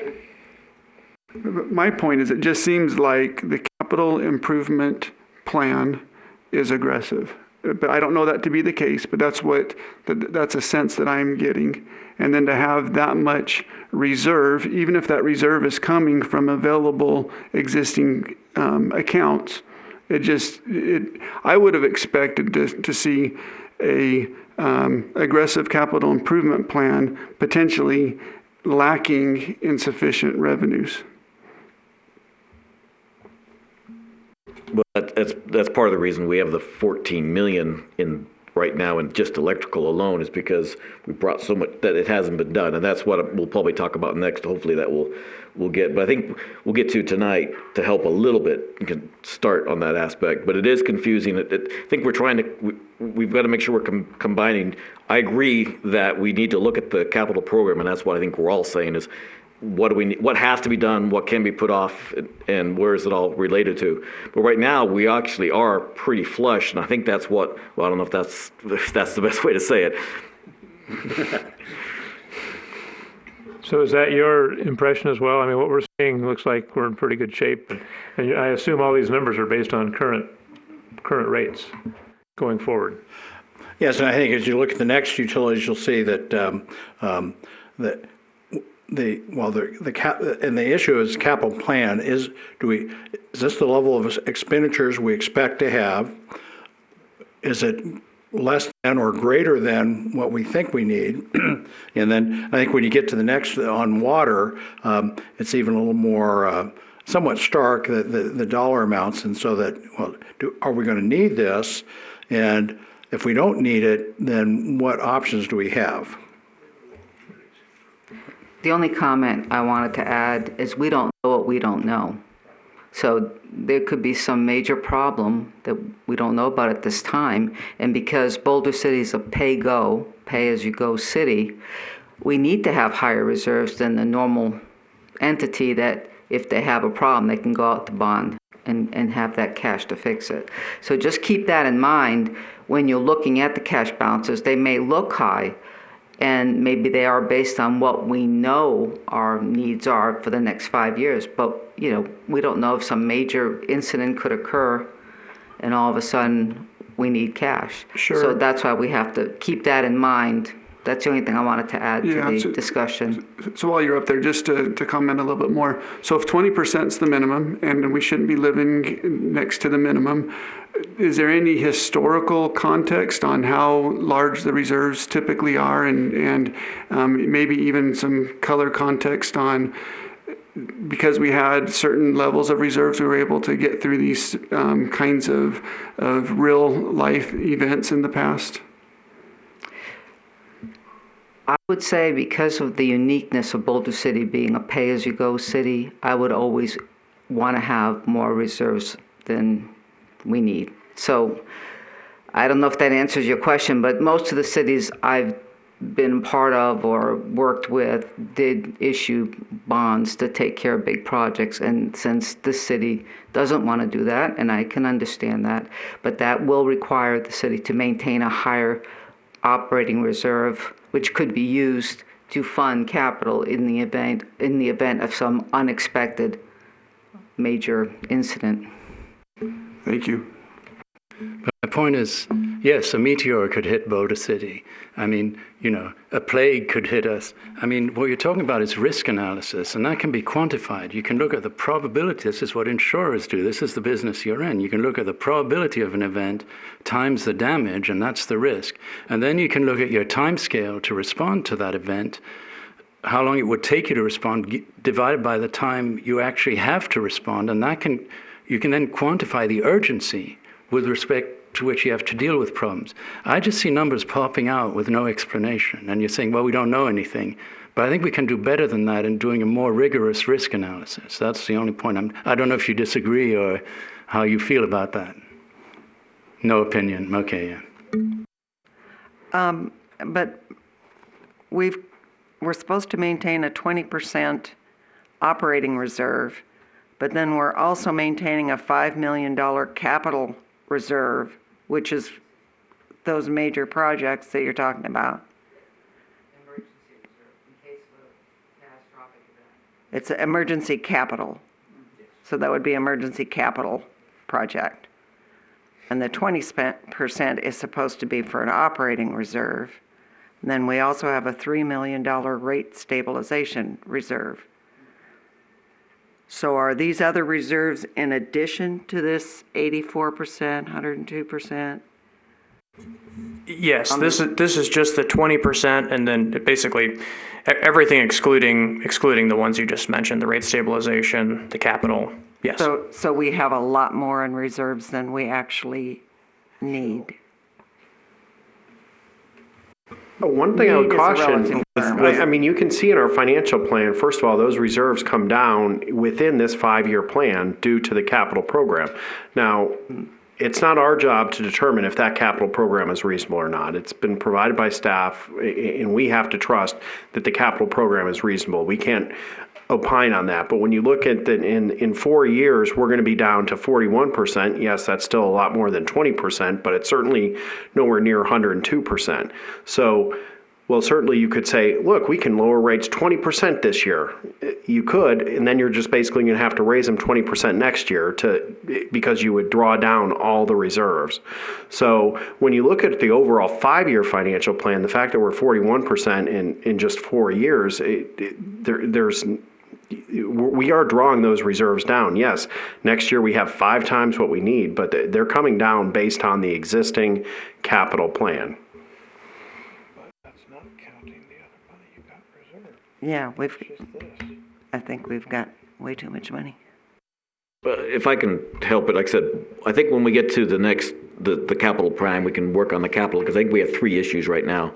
We have the reserves, and it helps me a little bit anyway, is that when we're looking at the $43 million that's in the one statement from the council meeting, out of that we have $18 million in reserves, and that's the actual reserves we have. And then we have $25 million in cash, and I believe most of that is because we've had more budgeted than we've had actuals in the last several years. So we have that extra reserves. And Ned, if you'll help me in the past, what I understand, what I remember from the history of the Boulder City, to help with some of the reserves and understanding how Boulder City fared in the past, was that the rate was always high enough that we were collecting more than we needed. And since it's a utility fund, as you've mentioned before, and you understand completely, it's not supposed to be transferred anywhere else. There are some regulations that can be used for certain things, but overall we had it. So before when we didn't have the large capital output, the rate was at a point where we had a large amount of income, so to speak, to my understanding. So a lot of these reserves that we're trying to build up now, we didn't need then. And so now we're at a similar point where we're building reserves up to help cover some of our emergencies, and we've also got where we've had a reasonable amount of revenue, and we haven't had the expenses, that's my understanding. So we've got a large amount of cash, and that cash can't go anywhere. But if I'm understanding the whole group, we just don't want to say we're going to start doing a whole bunch of capital programs because we have the cash available. But if that helps, my understanding is you've got 3 separate issues that we want to keep in aspect: the reserves, capital program, and then the cash available. Does that help? Or am I? No. Well, I know, and it's been a long time, but I do remember that every year we would fund a replacement reserve. We had a replacement reserve fund for a number of years, and there would be a significant amount of money that would go into that to cover the eventuality of a Boulder City tap transformer failure or something like that, And so that's the way it was done. And then I don't know what's happened the last 10 years or so, but so this is not unusual and not something new that we've always had. It was kind of a nice thing to have, because you knew that you had money in the bank that you could cover these things without having to go out and float bonds or whatever, So it was a good way to run the city, I thought. Yeah, and I think, just to make sure that we didn't misstate anything, so that in addition to what we're seeing for each of the utilities in these sheets here in our presentation, there is the emergency capital reserve in addition to that $5 million, and the rate stabilization fund, which isn't, I think we're not quite there, but it's about $3 million, nearly $3 million in that. So that $8 million is not included in these, so that's in addition to these. And so I think as we formulate how we would present this in a report, just to make sure that it's clear that of the total amount of funding that we have available, and again that those reserves should reflect the risk that we incur or face, and how can we mitigate that risk through an emergency capital reserve, which is and Boulder City is probably ahead of other cities that are now looking at that. Should we have an extraordinary repair and replacement reserve? Someday something's going to happen that no one intends or expects to happen, and if we don't have easy access to capital through going to debt markets, and even issuing debt is a time-consuming process.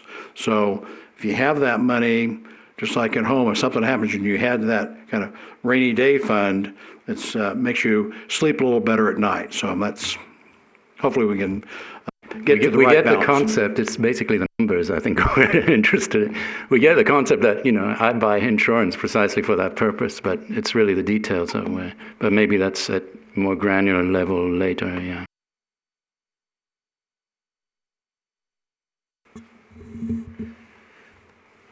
Okay, so moving on to water, things obviously they look pretty good on water as well in terms of kind of the level of funding level we have, both kind of that we would just kind of cash flow we would generate within the year, as well as kind of what we already have in terms of those reserve levels. The only other thing I'd kind of point you to in addition is that very bottom line, which just shows debt service coverage for water by itself.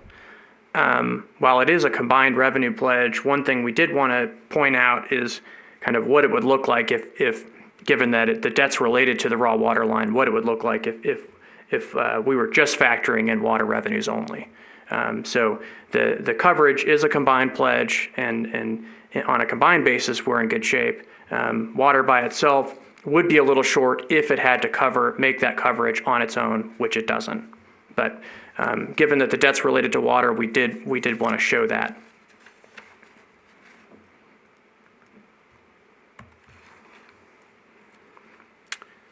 Kind of a similar story on wastewater. Given the kind of other sources of funding that we have, our existing revenues, and the projects that we have a fair amount of funds that could be used for additional projects, if there be it things that are identified from that condition assessment, or other things that come along. So wastewater also under existing revenues is in pretty good shape. So quick question. I want to go back to water real quick. So is there any opinion or anything else that can be offered regarding the level of debt service versus the financial performance? Is that a good use of debt? So basically, I'm seeing that we're incurring debt, but yet our financial performance is very positive. Well, I would say that one, relative to most utilities, you have extremely low levels of debt in general. Yeah, this debt, it's not new debt. This is the refunding issue that we just had. So I'm almost wondering if we just had it, should we have had it? That's more what my question is when we have this level of financial performance. I'm not sure. Back in the time when the raw water line was constructed, I'm not sure what the where we were at that point, but maybe it was deemed that it was necessary to issue debt to fund that project. But now we're sitting at, we're using and beginning in 2023, you can see the debt service goes down because we've used the bond reserve money to essentially call those bonds, the older bonds at the end of that period. So it begins to shorten the time frame when we'll have bonds outstanding. So then, I mean, that's your question is something that we're not in a position to, nor have been asked to opine on that. But was it a wise decision or not? I have no opinion. All right, thanks. I would guess, given the time frame that project was constructed, which was 2000-ish, it may have not been, there probably wasn't a rate study that included a project to that extent, and the only way they could fund it was to borrow the money. That's my guess. That's my recollection on that, because that was probably one of the biggest projects we'd ever undertaken as a city. And before, we had always been able to pay us for another substation. We funded it. We paid for it. I know and water the same way. And so that was a large expenditure to bring that line all the way from Henderson into Boulder City. And from what I remember, it was necessary to float the bonds to pay for it.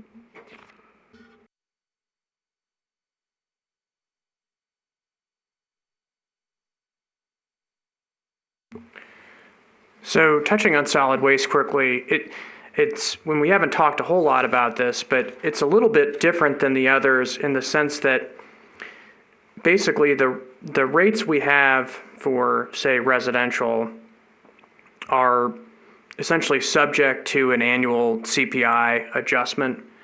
And my understanding of what happens now is we bill our customers and then remit our payments for solid waste services to Boulder City Disposal, net of certain kind of fees that we keep, like the $1.50 for landfill construction and maintenance, as well as a 5% administrative fee, and there are some other fees. So essentially, these rates, the rates that are being billed now are a function of the contract and an annual kind of CPI adjustment, and the revenues we get are essentially just kind of somewhat tied to that. So the amounts of, say approximately $100,000, $120,000 a month, we send them $75,000 based on what we bill, and then the remainder we keep and can use for to fund the things that we need to fund for solid waste. So the increase is it's basically just assuming that rate is going to continue to be adjusted based on CPI, kind of per the contract. And this is I want to point out that this is different than the CPI adjustment that was present in the other rate changes, because this is a CPI adjustment that BC Waste is entitled to based on our contract with them. It is not something that's necessarily discretionary at the city, unlike the other CPI adjustment that was in the resolutions that was recently acted on by City Council. So, yeah, that was my recollection, and I was not involved in that at all, but that's my recollection, is that the landfill company had gone into disrepair. They had a lot of old trucks and a lot of problems, and they'd gone a long time without a rate increase. So the city, I think, in an effort to try to clean that up, came up with a plan to give them a guaranteed revenue increase over time. And they seem to perform well, but I don't know. Maybe that's getting out of line. Maybe we might want to look at it at some point and see if we're generating too much money there too. And off the top of my head, I'm not sure. I mean, certainly those contracts don't go on forever. Typically, at some point you will, take a look at that contract and renegotiate it. But a CPI, annual increase is certainly not unreasonable. They have inflationary, pressures. And so they bid on the contract and said, hey, we'll offer you this price, but we need CPI increases each year for the same inflationary pressures everybody has to face. I believe they just got, so I don't know, Greg, if you remember, because I think it was part of the council, not about a year ago or so, that they just redid the contract. So I can remember for a longer period. Do you remember that, Greg? Yeah, they've got a fairly long contract with the city, but the one thing I don't like is the rate revenue adjustment is 1% in FY 2021, and that's 1% of the total revenues. It shouldn't be that high. If it's just a landfill rate increase, CPI, it shouldn't be 1% of the total amount. Well, I guess my understanding is that CPI adjustment applies to the total, the 1401 and the 366, if I'm getting my numbers right here. And basically, we bill that to our customers, send them the money based on our billings, and then basically net out of what we send them the $1.50. So the CPI adjustment applies to the whole rate that gets billed to the customers. The revenue sufficiency for solid waste is also going to change due to the 60-plus homes we're building right now in one of the Boulder Hills Estates areas, along with the rate increase for electric, water, and sewer, because we're getting connection fees out of there, which should go into the funds, and we're also going to start increasing billings out of those units. So that's another thing we've got to look at. So what I'm looking at is on the revenue sufficiency, which I might be ahead. They're saying a rate revenue adjustment, which is tied to Boulder City Disposal, is not 0.1% of the total amount of revenues we have coming in. I think that's an error. I think that number percentage has got to be lower. we can certainly look at that. That's not my understanding based on my discussions and review of the contract, but I could certainly be wrong on that. So we'll make sure we get that cleared up. Thank you. Sure.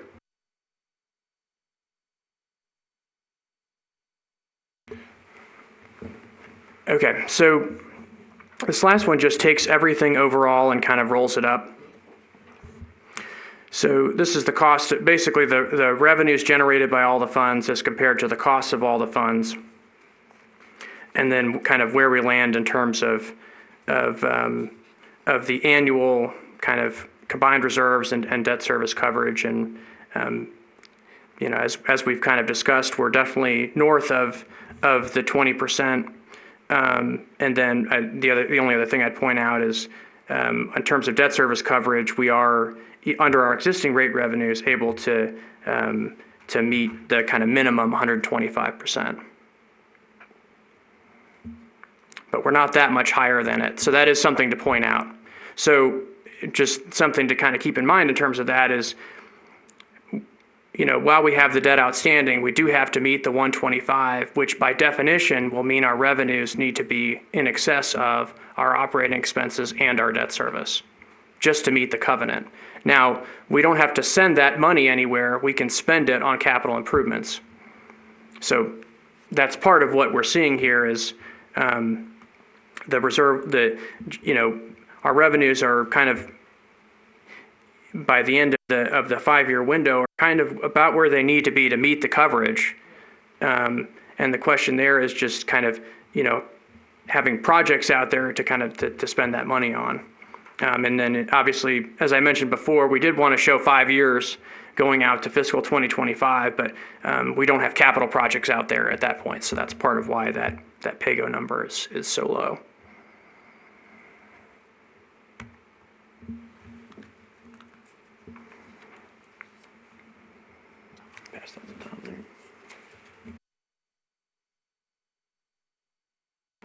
Any questions on the financial plans before we move on to kind of the next section of our presentation? I guess a quick one, because this is probably as good as even as being earlier. The technical and professional area is what does that exactly include? I can answer that. Are you looking at, which one are you looking at? Well, it doesn't matter, because in the overall revenue, we're looking at 1, Okay. 2, 3, 4, 5. So on slide 25, we're looking at 1, 2, 3, 4, 5, 6. The operational maintenance expense, Right. technical and professional. So you'll notice in 2020, we have the condition assessment work going on. So we've got, and the rate study. So the 400,000, the 250,000 budgeted for the rate study. And then we have ongoing legal and smaller, you know, consultant type studies and stuff that we may have to get done. So you'll see it drops in 2020. It drops pretty significantly to more what was normal historically for all of them combined, because that's basically different types of studies and ongoing legal expenses. We have expenses with the landfill that are regular consulting services for work that we do with air quality and Southern Nevada Health District and the landfill. And then if there's something, as an example, we did the raw water model this year. That was just a small $25,000 project, came out of, because those things just come up. So they're not necessarily defined the 5 years going out. They're just our best guess on what we might need. Okay, I guess, and then I was thinking the 200,000 was different, but that was spread out over all the utilities. That makes more sense now. Yes, yeah. Okay, that makes, thank you.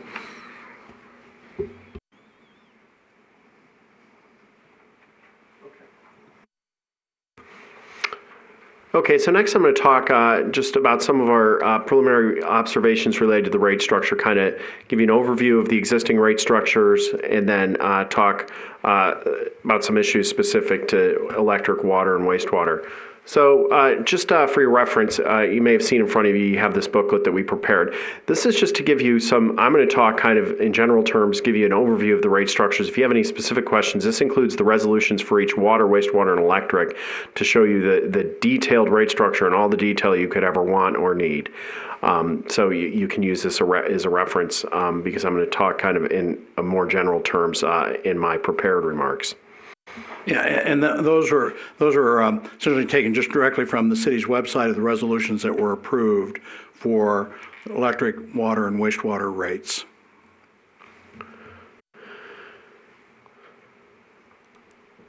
So first for electric. In electric, we have 10 customer classes. Oh, sorry. We have 10 customer classes.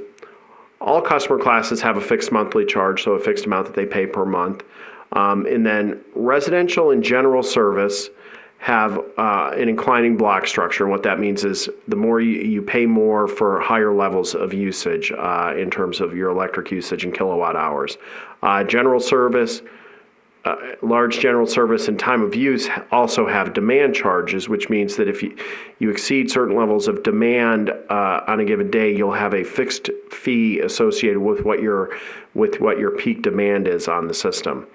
And then the city customers pay the wholesale power supply cost and a $10 fixed charge. So in other words, when you look at how much we buy electricity for, that's what they pay for, and then they pay a $10 per month fixed charge for each account. On the water side, it's a little simpler. We only have 5 customer classes in the water side. All have fixed charges, much like the electric side, except on the water side, they're based on meter size, which is pretty typical in the water utility industry. Most have an inclining block rate structure, so the more for higher levels of water usage, you'll pay more. And the city pays.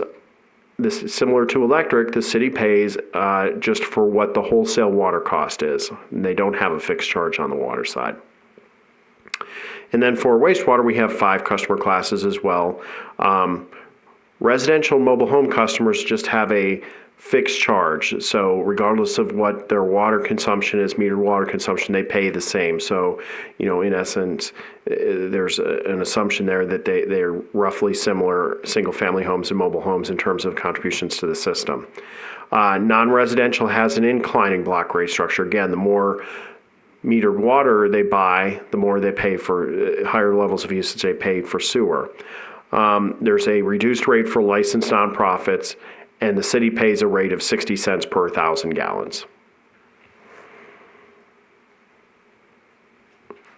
So when we look at, kind of the breakdown, one of the key questions when it comes to rate design is how much of our revenue is fixed versus how much is variable based on how much people actually use. Because, of course, if we had a cool summer here, we might see a dramatic decrease in electric usage as well as water usage, and that could certainly impact the utilities. So there's always that's one of the key balancing acts in rate design is how much of our revenue is fixed versus variable. So when you look on the electric side, 94% of our costs of our revenues are variable, while 6% of our revenues are fixed. Of course, if we have a cool summer, we'll also buy a lot less power, but when you look at purchase power, it's, certainly not 94% of our costs. So this is, a key consideration when we look at rate design. Sorry to interrupt. Will you advance the slide? Oh, I'm sorry. Thanks. I have it here on my computer because I can't really read that from my angle. So, on the water side, you see we have a higher amount of fixed revenue. We have 36% of our revenues fixed on the water side, while 64% is variable based on actual volumes used by customers. And then on the wastewater side, it gets to an extreme because, again, our single-family residential and mobile homes have a fixed amount. So 91% of our revenue on the wastewater side is fixed, while 9% is variable based on metered water consumption. So in total, when you look at the 3 of these utilities combined, and of course, for the most part, I would characterize solid waste as completely fixed, although we don't show it here.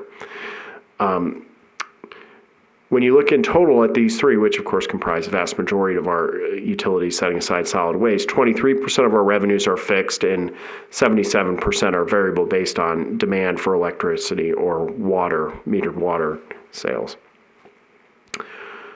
So getting into a little more detail on each of the three utilities we're looking at here. When you look at electric, thank you, Colin. Colin's watching out for you guys. Yeah, I'll let Colin run the slide so that I don't forget.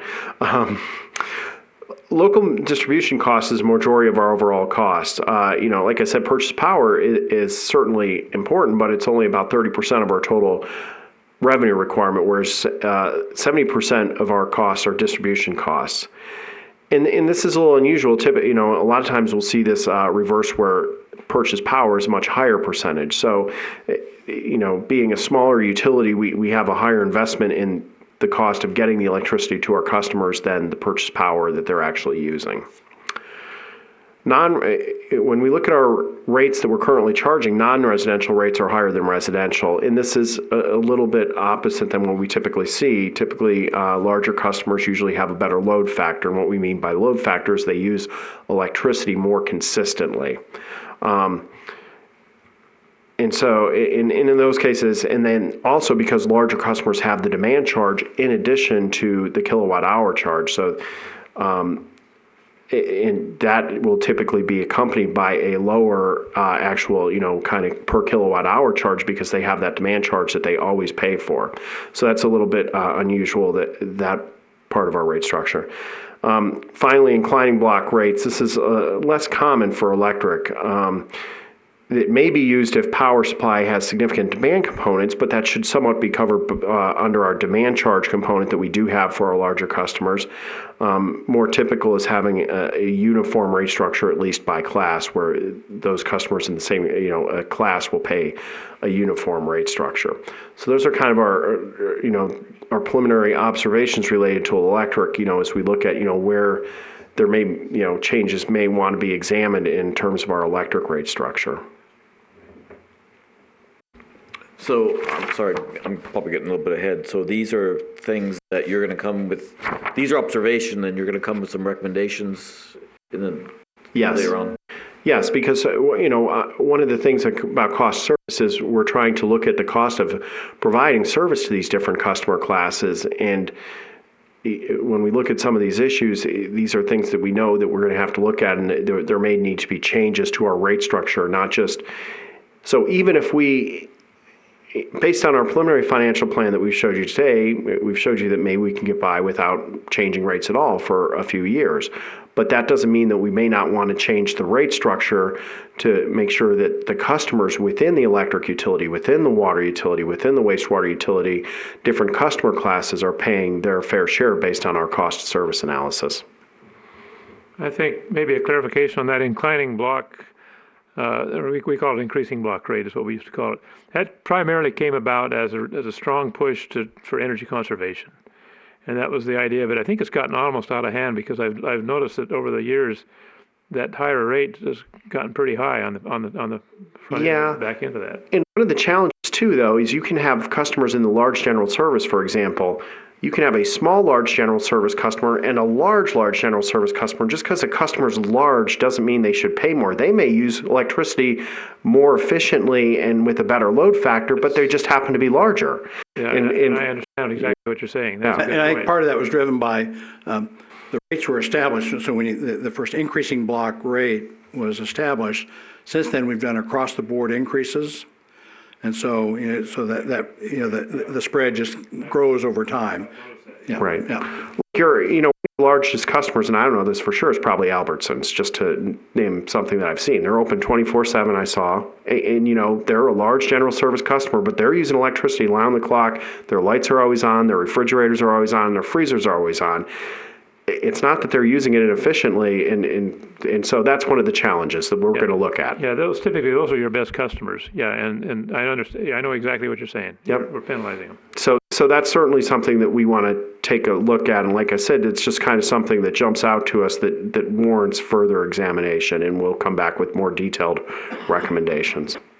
I was just curious how typical those, because you do this for other cities, like for electricity, you say 30% power purchase for us. Is that typical of other cities, or how does No, like I said, that's usually we see it more closely reversed, where more is on purchase power. But again, that's because we're a smaller community. We're a relatively small, community, and so and quite frankly, we do have the benefit of some relatively low-cost power under contract with both Hoover as well as Slip are, pretty low cost compared to what some other communities. And this is a little bit, it's really the structure of the revenues, how much was related to the power supply. But certainly from an operating cost, about 50% of our operating costs are purchased power. So, but it's still, that's just, but then we have the capital costs in addition to that, which are all local. And a lot of utilities, they're going to do more leveraging of their capital improvements by using debt. And so what it does, that spreads it out over a longer period. So that pushes down the annual cost for those, that infrastructure necessary for but I'd say, so it's, somewhat, there's, every city is unique, and but part of this is what the policies and objectives of the city are relative to issuing debt or not issuing debt, and certainly those elements all come into play.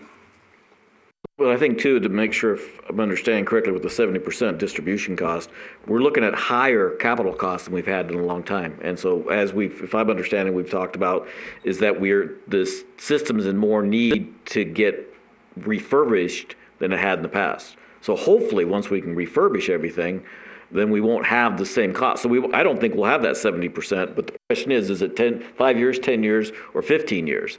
So so in this rate process, it's going to be a factor, but to change it for a future rate process, I'm not sure that's as valid. That's certainly our understanding is that this level of capital expenditures, especially in electric utility, is higher than we expect to see in the long term, but it's to provide reliability, for your electric utility, which, is important typically. Right, we understand that. We just hope it won't continue on for a long period of time. Okay. On the water side, we showed you that water has a pretty high proportion, 36%, I believe it was off the top of my head, is fixed. But our base charge is relatively high when you look at how much a single-family residential customer pays. And certainly from an affordability perspective, that can be a concern. It does provide a stable revenue stream, which is important, but it gives customers less control over their bill, and affordability concerns, like I said. Base charge is different for non-residential than residential. Typically for, the same size meter, those are the same. If you have a small commercial customer who's on the same size meter as a single family residential, typically those base charges are the same. And then for larger meters, those are typically based on relative meter size and not, they don't typically change by class. Finally, we have inclining block rate structure for both residential, commercial, all in our other rate classes on the water side, and that's a little bit unusual, much for the same reason that we were just talking about on the electric side, that just because a commercial customer is larger doesn't mean they should pay more. It doesn't mean they're using water inefficiently. It just means that they're larger. On the residential side, it's common because, typically we say our single family residential, that they're relatively homogeneous group, but on the commercial side, it's unusual to have an inclining block structure. And in fact, what you'll sometimes see is there's a declining block structure to kind of saying that, typically your very high volume users are typically industrial type customers that may be using water more consistently. And that can be determined for sure, based on an analysis of billing patterns, but that's a little bit unusual. So those are kind of some of the things we've observed on the water rate side. Finally, on wastewater, here the base charge is obviously pretty high because it's fixed for residential customers and mobile homes. So there's really no way for customers to control. Again, and the concern here is for affordability purposes. There's less control, but it does provide us a very stable revenue stream on the wastewater side. Here we do see that the base charge is the same for residential and non-residential. But non-residential pays an inclining block rate structure. This is uncommon for wastewater utilities because there's typically wastewater costs are not driven by peak sanitary flow. They're really driven by average flow, and so typically it's a uniform rate structure for the volumetric rate. So that's a little unusual and something that we do want to take a closer look at. So those are kind of our impressions on the rate structure. Any other questions, comments, discussion on the rate structure? Okay. Just to kind of wrap up what our next steps are. So, we're still working with staff we've been working with staff and we continue to work with staff to kind of refine some of these things that you guys have mentioned tonight, and ladies, in terms of making sure that our revenue sources are correct, because the solar lease revenues, solar land sale revenues, those are, provided to us by city staff, but we're going to make sure that those are reflect what the city's intentions are for those revenue streams, and then we'll also update the financial plans when it's available with the FY 2021 budget.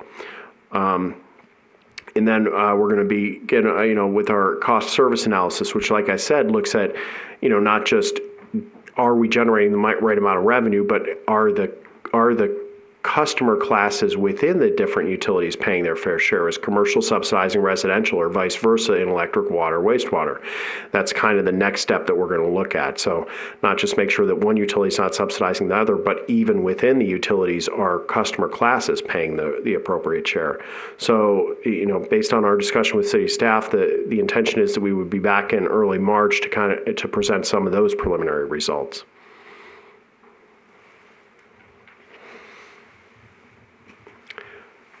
So that's the end of our presentation. Any other questions, comments before we turn it over for the next agenda item?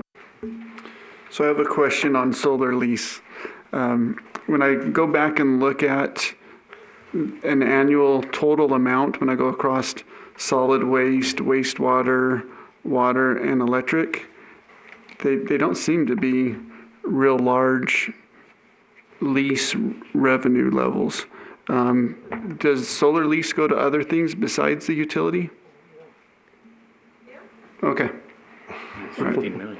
Yeah, I'm just, because I was like, these are tiny. Is there a criteria, or has council set what the proportionate share between the different funds is?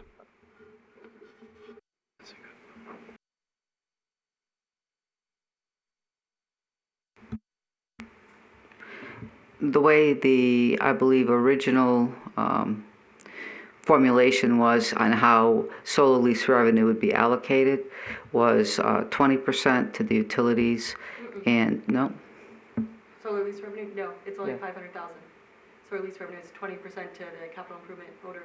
Well, okay, that's what I meant, okay. 20% to the capital improvement voter-approved fund, 80% to the general fund. Because if you really think of solar leases, it's really the city land, which is really part of the general fund. Now, within the capital improvement fund, those monies are approved by the voters into how we use it. So they've allowed us, the voters have approved using, I think it's 500,000 a year for utilities, and then I think there's land sale amounts that have been approved. Then there's also $1 million that I thought about earlier that is to be used for general fund projects, but can also be used for utilities. So we've allocated some of those monies over the years to the utilities. The question then is there more land that could be available, that it could be used for solar leases, or has that all been maxed out? There's still some land, but it's becoming less and less land available for the solar leases. We have some projections of that, but I don't know it off the top of my head.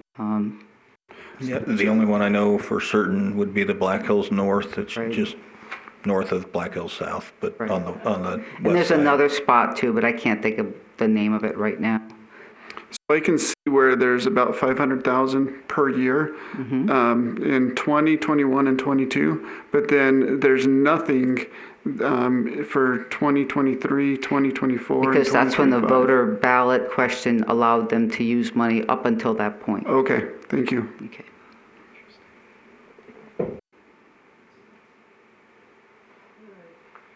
Okay. And, Thank you. I don't know if there's any more, just real quick on the rate structure issue, we are looking at separating out the SWA charge. So once we move forward on the new bills, that'll be shown separately and not included in the basic service charge for water.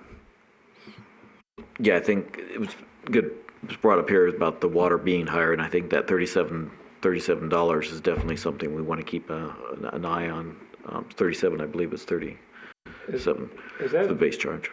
Is there a sunset on that rate, that real high rate, the SNWA? On the infrastructure surcharge? Yeah. No. It's going to be ongoing, huh? Yes. Wow. Okay. Well, I thought the SNW rate is broken out, but then part of that 37 was also part of the raw water, though, wasn't it? So I guess the SNW, the question you ask is that, but the 37 includes the raw water also. Well, I'm not sure it was actually defined exactly what was considered that part of the commodity and what was considered part of the basic service charge. But the $37 isn't, SNWA is not $37. Right, so if you take out, call it 17, because that makes it simpler, and then your basic service charge is, 20. So what's included in that is the question I think you're asking. And right. As they go through their analysis, they'll look at that. Okay, that would be helpful. Yeah, so I kind of think one of the things we look at, so we start off with kind of building it up. So we know we have costs associated with reading meters, sending bills, administering the payment of bills, customer service. Those customer-related costs would be at a minimum, which is typically included in a base service charge. And then in addition to that, there might be other elements of cost that sometimes it was called something like a readiness to serve, but something to recognize that we do have some level of investment for the infrastructure, that we invested money to put the lines to serve every customer, whether they choose to use them or not. So should a portion of that be recovered through the base service charge? That's something there's not a right or wrong answer. Every community has a little different perspective on it, but in some places they don't even, they're still dealing with having 100% of their rates being a commodity rate with no base service charge. And just moving into a base service charge can be challenging. But there's a little more flexibility when we have a fairly large one and we want to look at other options. And it's and how it mixes the impacts on customers, because depending on the size of the customer, if we shift costs from the base service charge to the volume rate, the higher volume customers will pick up a bigger portion of that. But the lower volume customers would get have a reduction from that element, just in that shift alone. So those are the things that we'll be looking at, and then being able to share with you kind of the impacts and the breakdown of the impacts based on the number of customers we have, because we have really good customer information detailed the number of customers by different levels of usage over a typical year. And so we say, well, if we have 15% of our customers use less than 1,000 gallons per month, we'll be able to provide that type of information. And same thing on the electric side. So question for the Tillis representatives. So going back to the topic of the reserves, it's great that you provided observations on the rate structure. Is there any way that you can give us any observations, maybe work on those and come back and share observations on our reserves? The fact that we've got the emergency capital reserve, we have the rate stabilization dollars, both of those combined adding up to about $8 million. And then we're north of 100% reserves across all of our different utilities. Can you tell us how that compares with other, call it well-managed cities? And especially looking at the size of our portfolio and those dollar amounts. Yes, we'll take a look at that, and we'll provide you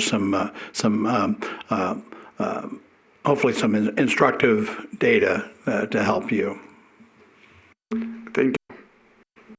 It's a dumb question, like all of my questions, but can cities buy insurance as opposed to just saying we're going to have money just sitting in an account? Certainly, some insurance is available. It's certainly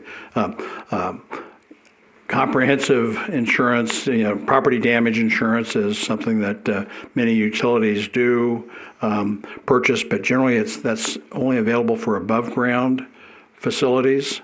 But then there's been some discussion about, it's more like weather hedges as opposed to insurance, but in case there's a period of drought that you would have no water, or you have a very wet year and you're not going to sell as much water, can you buy a hedge?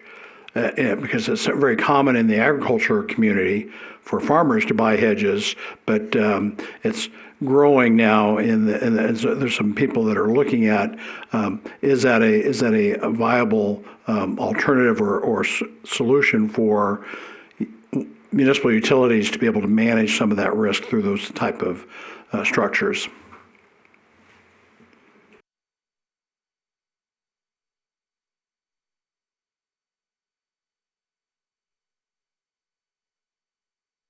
Well, thank you very much for the presentation. Thank you for your patience with all our questions. I greatly appreciate it.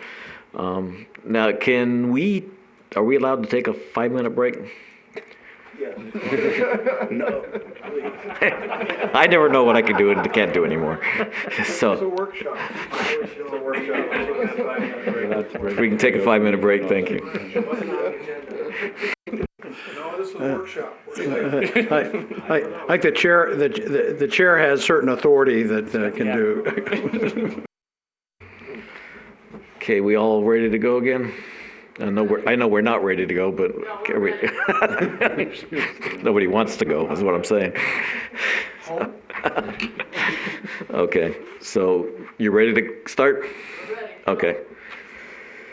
Okay, so Dennis, can I take this a little bit now, or do you have something you want to start with the capital projects? So just real quick, I wasn't planning on going through every one of these, just so you know. We included them so that you would have it, unless you really want to go through every single one. I was going to point out some fairly significant differences between 20 and 21, just so you know what those differences were, because they clearly do and will impact moving forward the revenue requirements. And so I'll just make note of a couple of those. But yeah, if you want to start off and we can just kind of have a conversation, that works for me. Okay, so if everybody else on the council, what I did is I've been trying to look at it from a couple different angles, the capital projects. So I started a couple different spreadsheets, and so what I handed out here is two aspects. First off, it's an eye test, but secondary, we have the budgeted capital projects or electrical capital projects completed and ongoing. So the one that's the big eye test is where I'm looking at with smaller print. The bigger print, little bit, is electrical budget. So what I could find is budgeted. What was budgeted from fiscal year 15 through fiscal year 20. So what I'd like to do is talk about this one first, the small text, which is the capital projects, and this one is mostly from what's been created for the utility committee. So and the second one, we'll see if we have time or not. It's just more of a background to show you where it says budget docs with an asterisk, where that data comes from. Is there any way to project this for the council members there to see that, our audience here? Or that they can see what we're looking at? I guess the audio guy, the visual guys, can they do that? They're not listening. I got an extra copy. I got one copy. I have it on my lap. Oh, yeah. Well, actually, it's a different one. I don't have that. No, I'm sorry. They don't like sharing. It's just awkward.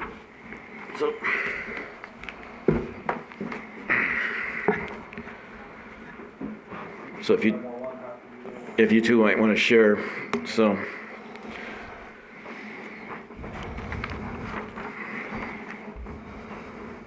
So what I've done is some of the stuff might not have the same bearing it did in the past. For instance, the first date is from our first meeting, and September 4th. And so those were dates I think you guys were trying to get a better handle on.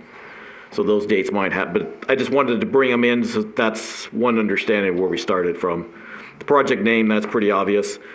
The budget, so the 12/16/2019, that is what we currently have. That was what you supplied in this packet. Yes. Yep. So that relates to the budget and spent.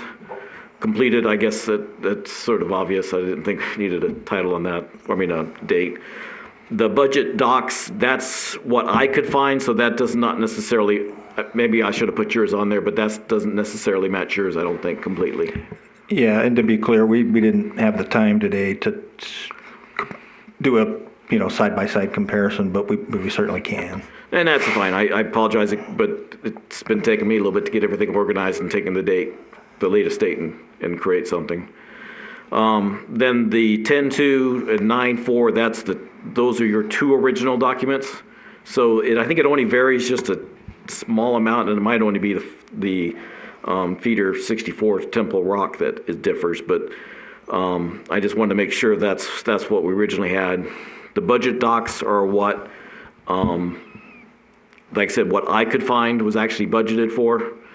And then the completed, I believe in most cases, well, the completed is yours. That comes from your documents. Right, and I can tell you just by observation, just looking at this, the one thing, and I think we mentioned it earlier, was the BC Parkway Utilities and Electric, that $500,000 was that will go away. Okay, and that's good to know. Because that work was done previously in FY16 as part of the US 93 conduit repair work. So that was all done prior to BC Parkway. We're not exactly sure why the $500,000 was in there, but there's the only work being done on BC Parkway now is really being funded by RTC, and that's the lighting. Okay, and that's well, it's good to clear because it came off the report, but there was no explanation why it came off. So I'm just, because you had mentioned earlier that you thought there was funds that we were supporting some things, so I appreciate that information. So I guess, I don't know, we don't necessarily have to go through the completed. It was just, I broke that out and put that on top to make it a little bit cleaner to what was there. Did anybody have any comments on the top section? I see two numbers here at the bottom. There's a 17.5 and then the 24.9. What's the difference between those two? Okay, on the 17, that is added up for the ongoing budgeted. The 24 is adding the top and the bottom, so I apologize if that's not clear. So the 7 million plus so up there what was completed and what was done, so then that's the full amount that was budgeted for those items that were, and this is all electrical, there's no water or waste or on this at this time. Yeah. So that's does that make sense? Yeah. And then the other what I was trying to do, so if we can go down to the bottom easily and then we can go through a little more, is that, so we look at the 17 million, the next line under the spend on the bottom, you have 3 million, and then you have 14 million. So theoretically, that would be what would be left of the ongoing that would be needed, available to spend, and that was still left on the projects. So that's another reason I'm a little confused why we have the 14.8 but if you look at what the combined is of what was spent, what was completed and ongoing, then you get the 14.8. Right. But part of that's already spent and completed, so I'm a little confused. So that's why I would like to go through with this one a little more so basically understanding. But great, George, you have a comment? I'm sorry, you had your finger. I'm just trying, so budgeted, those three columns budgeted is how much we plan to spend. Spent is how much we actually spent. It's how much we've ever either spent and is completed. And complete can, just to make sure everybody understands, a project can be complete As far as the construction, there may be some invoices that come in afterwards for small consulting or whatever, but that's close to complete. But why are those separate columns? If I've completed a project, I must have spent the money. Well, this is my problem. So if there's this is my doing. Yeah, So but what Hang on, let's see what he says. Yeah. So what I did is the budgeted is what currently is from the city's document for this meeting. So the on this page, I don't know, this document, this really good eye test here. This is, so I took the top portion and created, to make sure I understood what was completed for electrical and what is ongoing for electrical. And I added a little bit more information to clarify what was originally started in September. Is this for a given fiscal year or is for? This is from 2015 to 2020. That's So including on the top- next fiscal on year? top here, yeah. That includes the next fiscal year then or something, 2020 to 21? Well, 20, no, it's just going through the end of this fiscal year. Oh, So okay. theoretically, it'd be at the end of June, Okay. theoretically. Right, and the reason I put in the FY20 and FY21 projects is just to point out a couple of the major differences. No, and that's helpful because we still need to go forward and we still need to figure out, this was just a starting point to try to get a better understanding. And we keep on, there seems to be, I'm confused on what we have still outstanding. Right. And the better off we understand that, I think that also sort of helps to what I believe is happening in the rate process, is that how money is being shifted per year to say what we believe is actually going to be spent, not what's budgeted for that year, but what's going to be spent. Right. So that's another. Yep, and even in the spreadsheet, I have, there are some ongoing that there's monies encumbered, but we haven't even shown that on this. As an example, the 69 kV loop, we know that 4 million is pretty much encumbered, even though very little of it's been spent because they're just now starting construction. Oh, okay, so then when you're saying encumbered, you're saying that it's been held aside, but I'm trying to make sure that I'm. Yeah, essentially. Okay, now so my question. So we know there is a construction contract for the 69 kV loop, so that's, once that goes through council, it really gets encumbered. And that's what I assumed, and I was hoping that was the case. But the question I still have is, I'm a little confused on, is going back to the council packet document where it shows the city, the financial aspects. We've got $25 million of available funds. Is that 4 million part of that 25, or is it separate from that? So we have 43 million in the bank for cash. 18 of that is reserves or restricted, and there's not enough money there to include the capital, I don't believe. So it's either in the 25 million or there's another account someplace else that's not cash, which would make sense. That's where I'm trying to understand between cash and assets and if other things are being So I believe encumbered. that's in the 25 million, but I want to verify that. Okay, Yep. Okay. So that's another reason I'm trying to going through this more closely.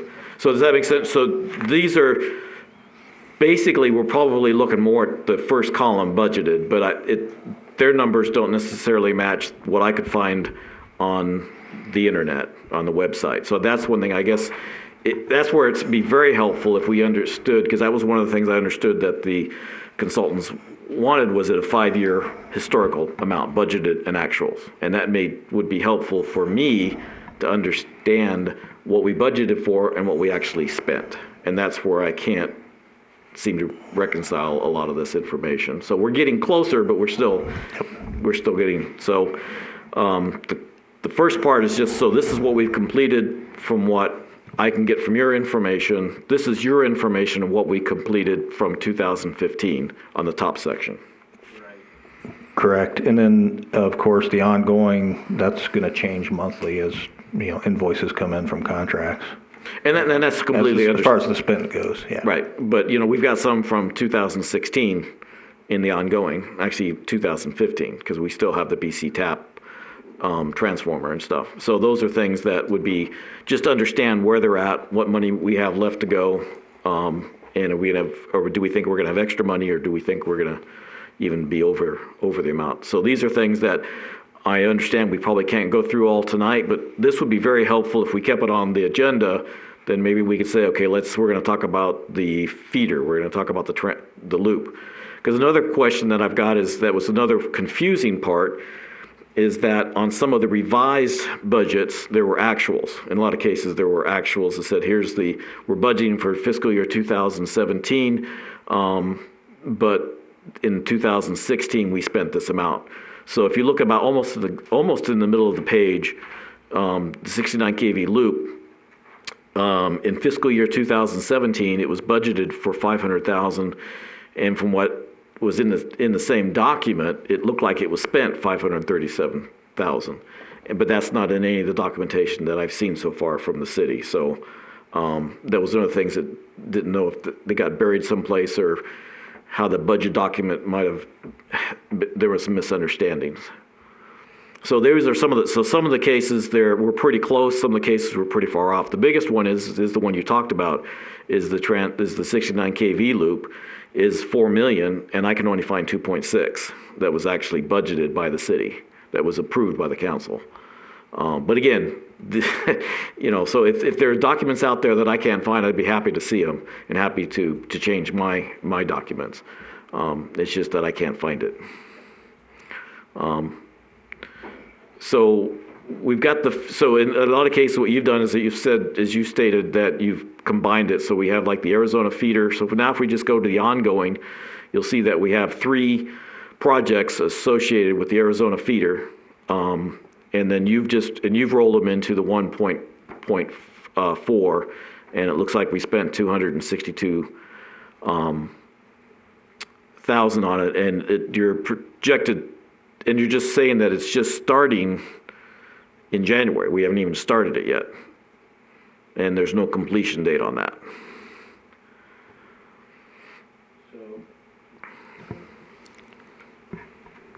So all I did for ease of, understanding is combine the Arizona feeders into one budget, if you will, taking it from, it was really just to simplify it, but to take it from Nevada Way to the city shops, which is essentially the length of that project once you add the 3 projects together. So what's left? Yeah. So, and again, I apologize. I did not mean to be accusatory. No. I purely did it for myself because I was getting confused, and it's easier to me to think of it as one project and add the budgets together and what we've spent. Okay. So I certainly agree that once we get the capital program going, where we could do regular updates on this project is 50% complete. It's still within budget. Hopefully we get to the point where we could give the committee regular updates on ongoing projects at a better level of detail. Okay. Do you have any idea when that might be? As far as the Arizona street? No, as far as just general updates to any of the projects. Yeah, so here's my excuse, whether good or bad or indifferent, is there's a CIP coordinator vacancy, unfortunately, that hasn't been filled. So that's in the Public Works Department, that we've been waiting to get that person filled to start doing that effort. So I don't have a good answer for you other than we may just have to start doing it ourselves. Because I think, so I'll put it out there then if everybody would help me. What I've heard most of us all say is that it's really hard for us to make any advisory and for going forward to the council to say what we need for 21, what we need for 22, but especially for 21, is that we have all these ongoing projects and we don't really know where they exactly stand. And so can we even get the new ones done? So what you gave us last time was very helpful because you sort of showed us some of the very important parts. And one of the ones that's an important project, but it's pretty costly, is the BC tap to Buchanan. Right. And we've got to get that started and get it done. And we have to get that transformer, I would assume. So I'm saying a lot of things in things, but we got to get that transformer online and tested sooner than later. So, and I guess I would just to comment on what we saw earlier, I guess, the good news, if you will, is that we know just without doing any rate increases, how much cash is available, and the plan as it exists today, those projects can be completed, and the ones that are in the 5-year plan can be completed, or at least be funded. Right. Good. I'm looking at the Arizona Street project, and the Utah to Nevada Way section of the Arizona Street feeder is complete. That's already been complete, repaved, concrete's done, everything's done. So at that $228,000 out of $630,000, that money's been spent, and that project needs to have a line drawn through it, because that portion of it is complete. All the conduits are in and waiting for cable. So then we're going to take and go down to the Nevada Way to sub 1 down through Cherry Street. Okay, that one hasn't been started, other than maybe for drawing and ordering material. So what I'm saying is we could draw a line through the second line of the Arizona Street electrical feeder upgrade, because that is complete. Yes. And then that money, that surplus, can be rolled back into the budget to where we've got more capital to do the next section or phase of the project. Because you show $300,000, $630,000, and $520,000 for a total of $4.5 million. And what I'm saying is we've already spent 262 of that project, and we've already completed task number 2. Yes. Okay. So the proposal is that this project that's been dragging since 5/1 of 18, Arizona Street feeder, Cherry Street to substation 1 is the language we're using, is a project that is going to be penciled in and going to be started pretty quick. Correct. Do we have a start date approximate? I know they're working on the design as we speak. So this is another design build? No, this is just a design bid build. Okay, so we expect, another surprise coming in our pocket. Well, we'll see when we bid it. And then I heard in the conversation that we had earlier tonight that we're doing a design build on the Buchanan tap to, check that, the BC tap to down Adams and to Buchanan, and that's going to be a design build. Correct. Do we have any drawings or anything yet to where we can start ordering materials so we don't get surprised with a price increase next year? We do not. That would be the first thing we would have them do. Okay. Thank you.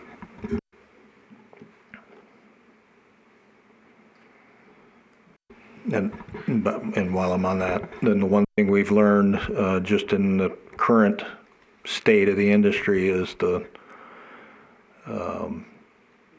lead time on steel poles is significant. So that's why we would want to do exactly what you're saying, is get those things ordered, because they're taking a long time to get here. So if you don't mind, I'd like to just quickly go down through at least some of these, because if there's nothing to report on, we can just go on later. Is that okay with everybody? Okay, so the other one that's a little confusing is the distribution mapping in-house. So in what I can find, fiscal year 18, 200,000 was budgeted, and that's what you have on your document.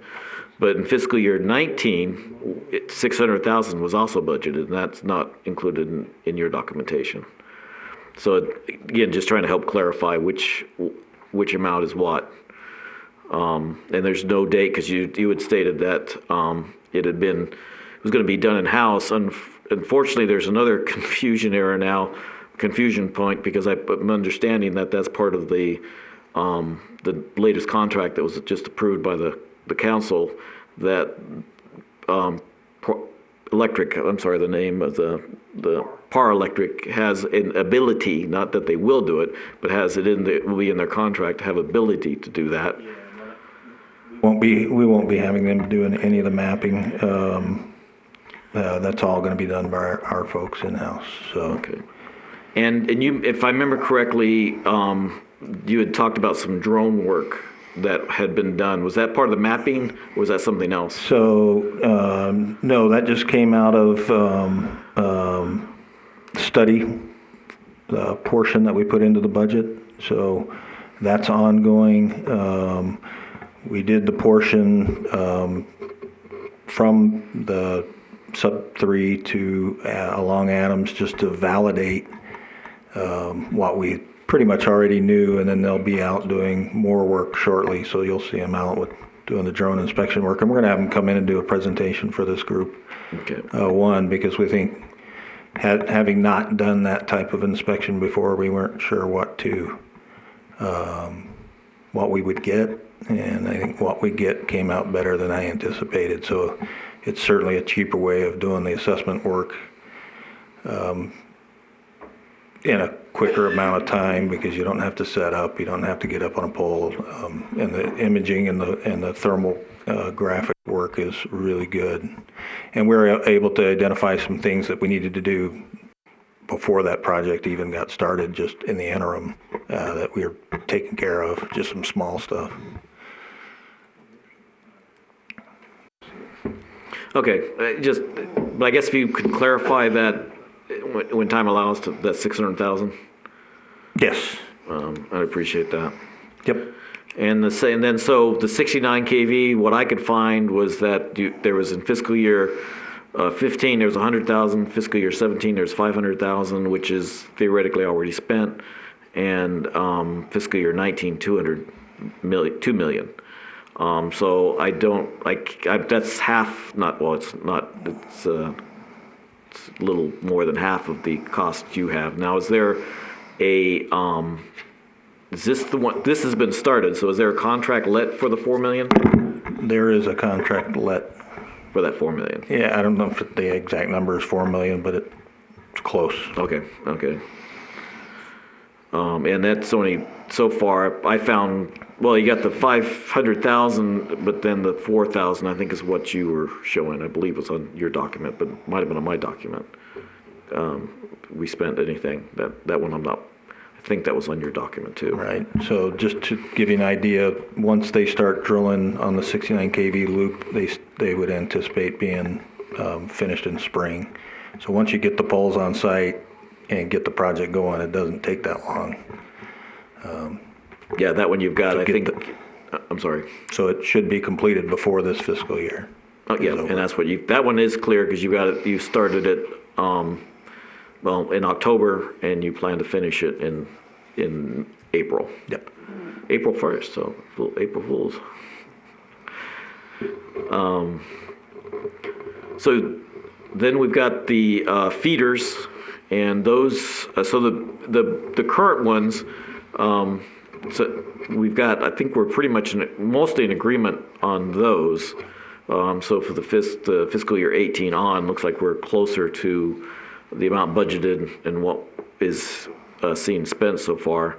So the feeders you have as starting in early 2020 and ending in 2020. Is that something that you still believe is going to happen? I believe so. Okay. Then you've got a substation improvement that's pretty minor. Hopefully that, you don't have a completion date, but I would hopefully that would be done relatively soon. So substation improvements, 70,000. You said started in September, but there's no date for the completion on that one. That should be done by the end of the fiscal year as well. Okay. Then another one that, so I guess the one that I should have said is a little more confusing is the 4 kV. It's actually the one, I put them right next to each other because I believe they're really the same one. I'm a little confused on that one too. We've got the overhead conversion. We got the conversion of the 4K to the 12. So, and then you've got 2019 to 2020 electrical transmission. One is basically... It's the same thing. Okay, so you've got $2.4 million there, but 900 of that thousand was taken out as the emergency contract with Par Electric. Right. So, and to make this more clear going into the future, the project numbers will be tied directly to the capital program numbers in. That's one of the challenges is, we call them UE 102, UE 101, UE 104, but they don't tie directly back to these project numbers that Public Works uses when they do the capital projects. So from a tracking perspective, that'll make it easier going into the future. There'll be a direct tie, so you know where to go back and look in the capital plan. Okay.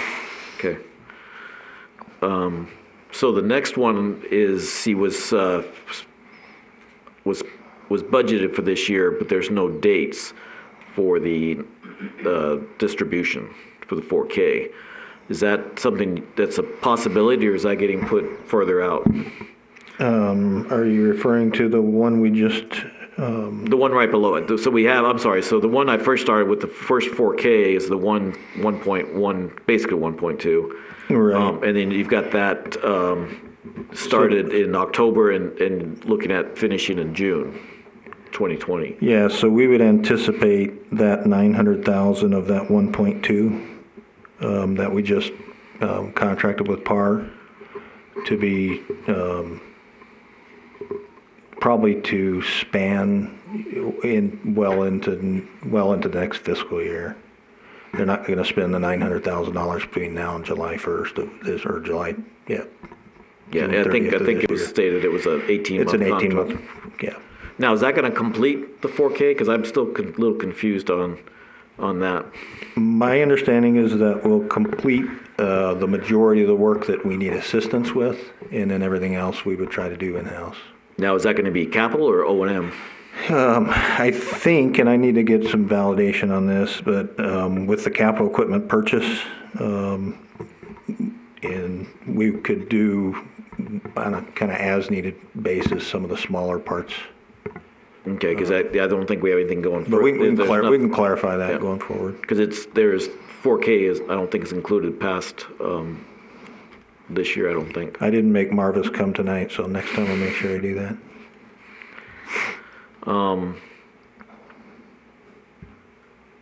Okay, so then on the Buchanan tap, so that's another important one, and that's probably where a lot of the shift starts, I'm assuming.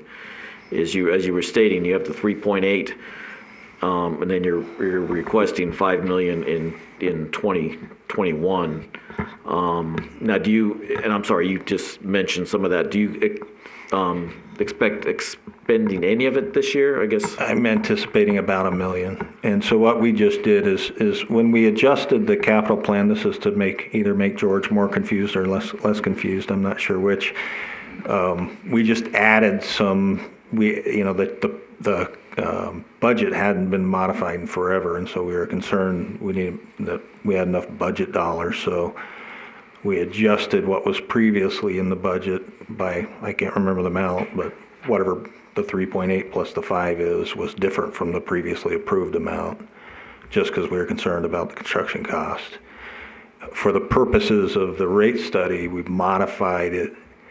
Not the total amount, we kept the total amount the same, but we modified the cash flow. So we put $1 million-ish into this fiscal year and then pushed out into the future fiscal years. okay, and that helped because that's where the 10 million probably that's part of where the 10 million compared to the 14 million is. Correct.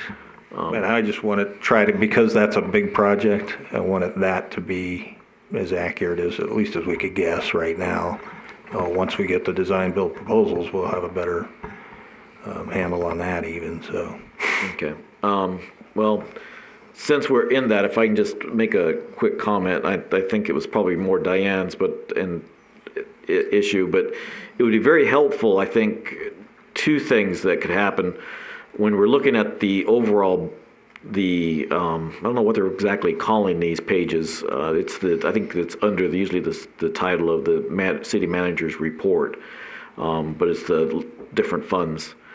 And so this is the one that's been confusing for the last 2 years because you budgeted one thing and then somebody's bringing the past capital projects up to it, but they say this is what was budgeted.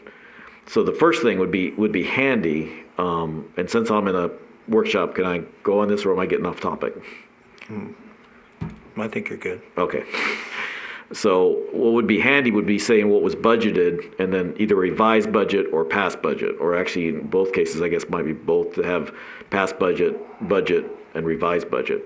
And as far as the rates go, I think it would be helpful because that's where I'm trying to figure out is this, you've got there, theoretically, we have $9 million associated with this $19 million that's in at least 2 locations. That's what I was trying to get at, because I believe there is still some money from the solar or the land issue that is associated with this $9 million.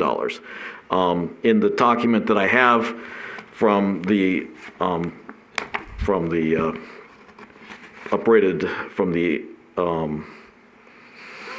audited accounts, they only show that it was only 500,000 was transferred in, and the budget from last year was 1.5. So at least $1 million should still be available from the capital fund. So it should not be part of that 25 million. It should be separate.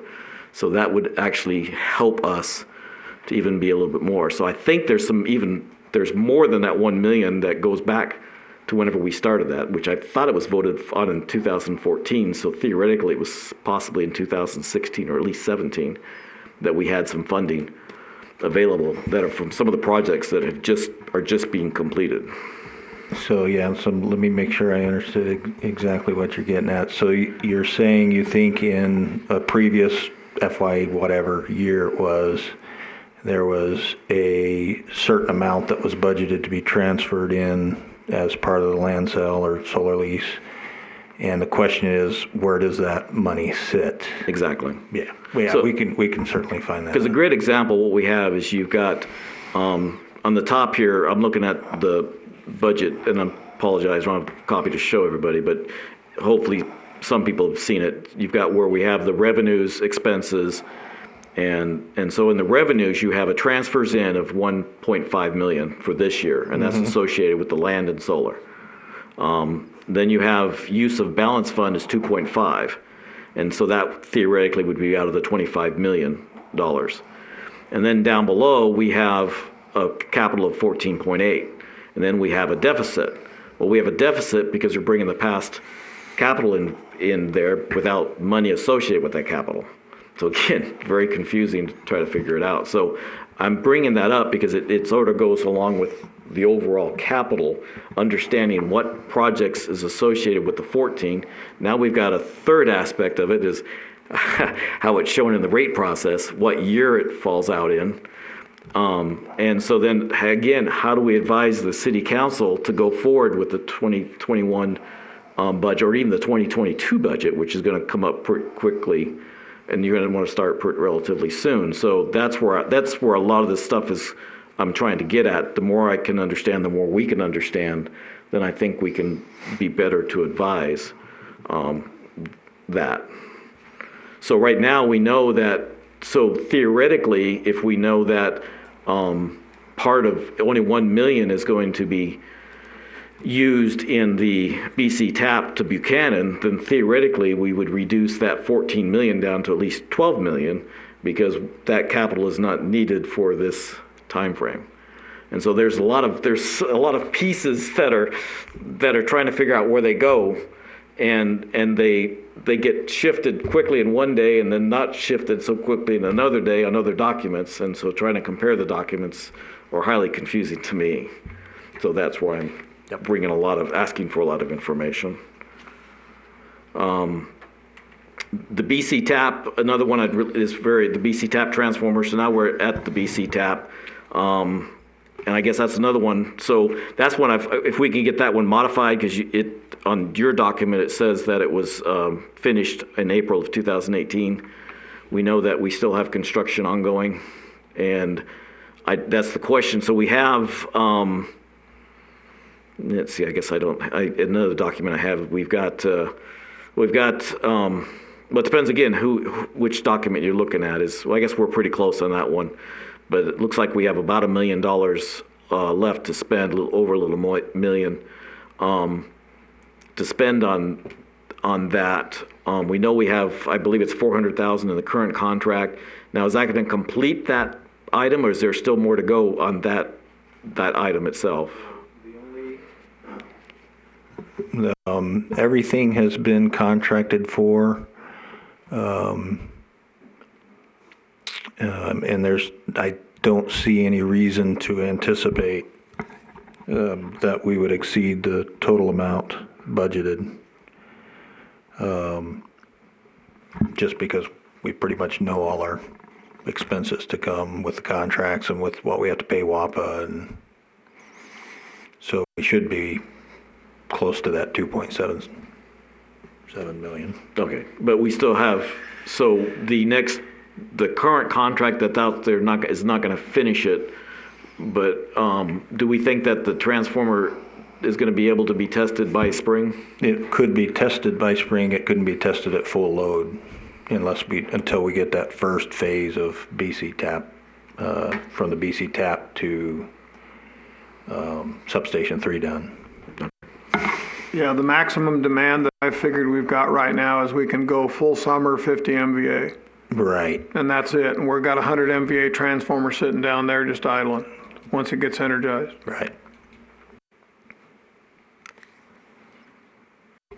So do you see that being completed by the end of this fiscal year, or Yes. is there still a few little? No, that should be done by this fiscal year. Okay.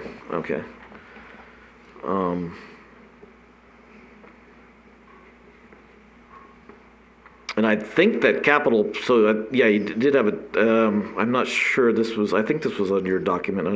I believe it is. So there's substation improvements, capital improvements, and that's what I was talking about. The capital equipment purchase, I believe, is the vehicles. And so that's why I just want to make sure that we're not double accounting those, in one being the general fund and one being in No, the that's utility. two separate. I think the vehicles was closer to, I don't have the number in front of me, 350 or something like that. The 750 was purely for inventory on the electrical side. Okay, in your book here, it states it, so just, again, so we can, Well, it helps to clarify us. Yeah, and I will agree that the description on the 750 could use some work. And maybe it was your overall issue, but there was one area that definitely said vehicle. So that, Yeah, all this they're helps. two different. They're two different. Okay, that helps quite a bit. So I can come closer to that 14 million, but now we need to figure out what's being, so I guess hopefully then, is that something you probably can do within a reasonable time frame and send us out? Are we talking a couple weeks, a month, or what are we saying to sort of get the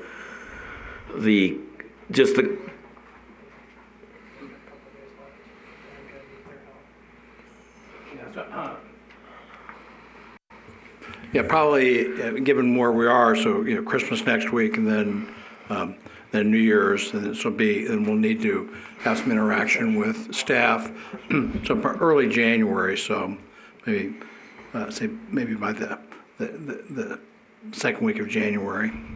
Actually, we have a meeting, I believe, hopefully it's been scheduled right for the 22nd. Yeah, we have to talk about that.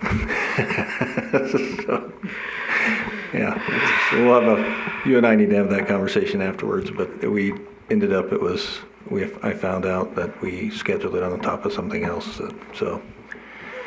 I'm not sure we can get together in January if that's the case then. And that was going to be my recommendation, but that's not on this agenda to talk about, so I was just going to have a conversation with you separately, and then we can kind of figure that out.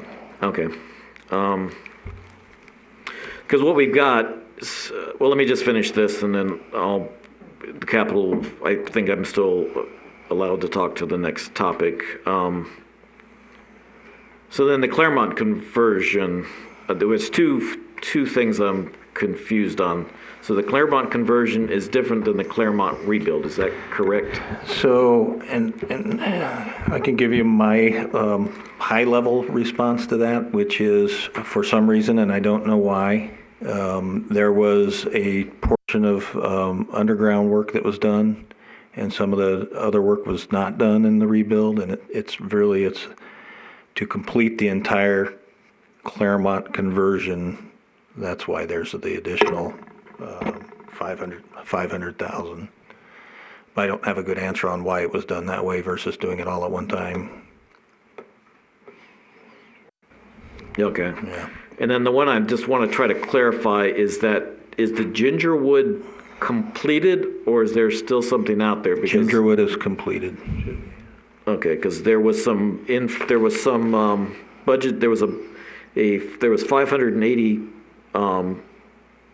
thousand budgeted in fiscal year 19, Yep, no. and that was used then so was it?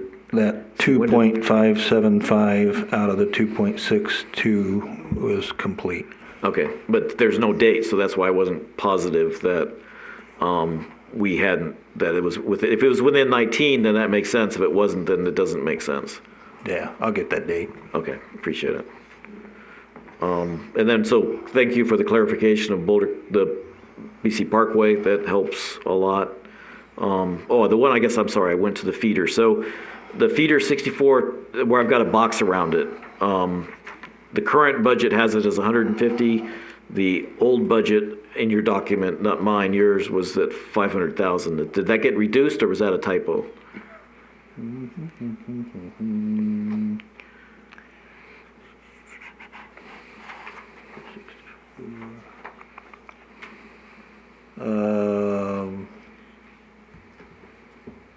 Well, we have the 150 shown in ours, and you said it was 500? Well, if you look in your two documents before that, in your documents, not mine, your documents, it was 500,000. Oh, yeah, I think that was a typo. So it'll go back up to 500,000. No, I think it's going to stay the 150. Because it was budgeted for 500,000. So the budgeted that I found also matched yours. But if Good. it goes down, I'm not going to fight it. I just want to make sure. I believe we're sticking with the 150. Okay, So- that helps. So that's what I'm trying to. This is, to me, helps me try to get a better understanding of where we're at. We still got some things to go, but trying to. I guess the next thing then is the documents. Some of this information we don't know about the feeders and some of these other expensive ones that are.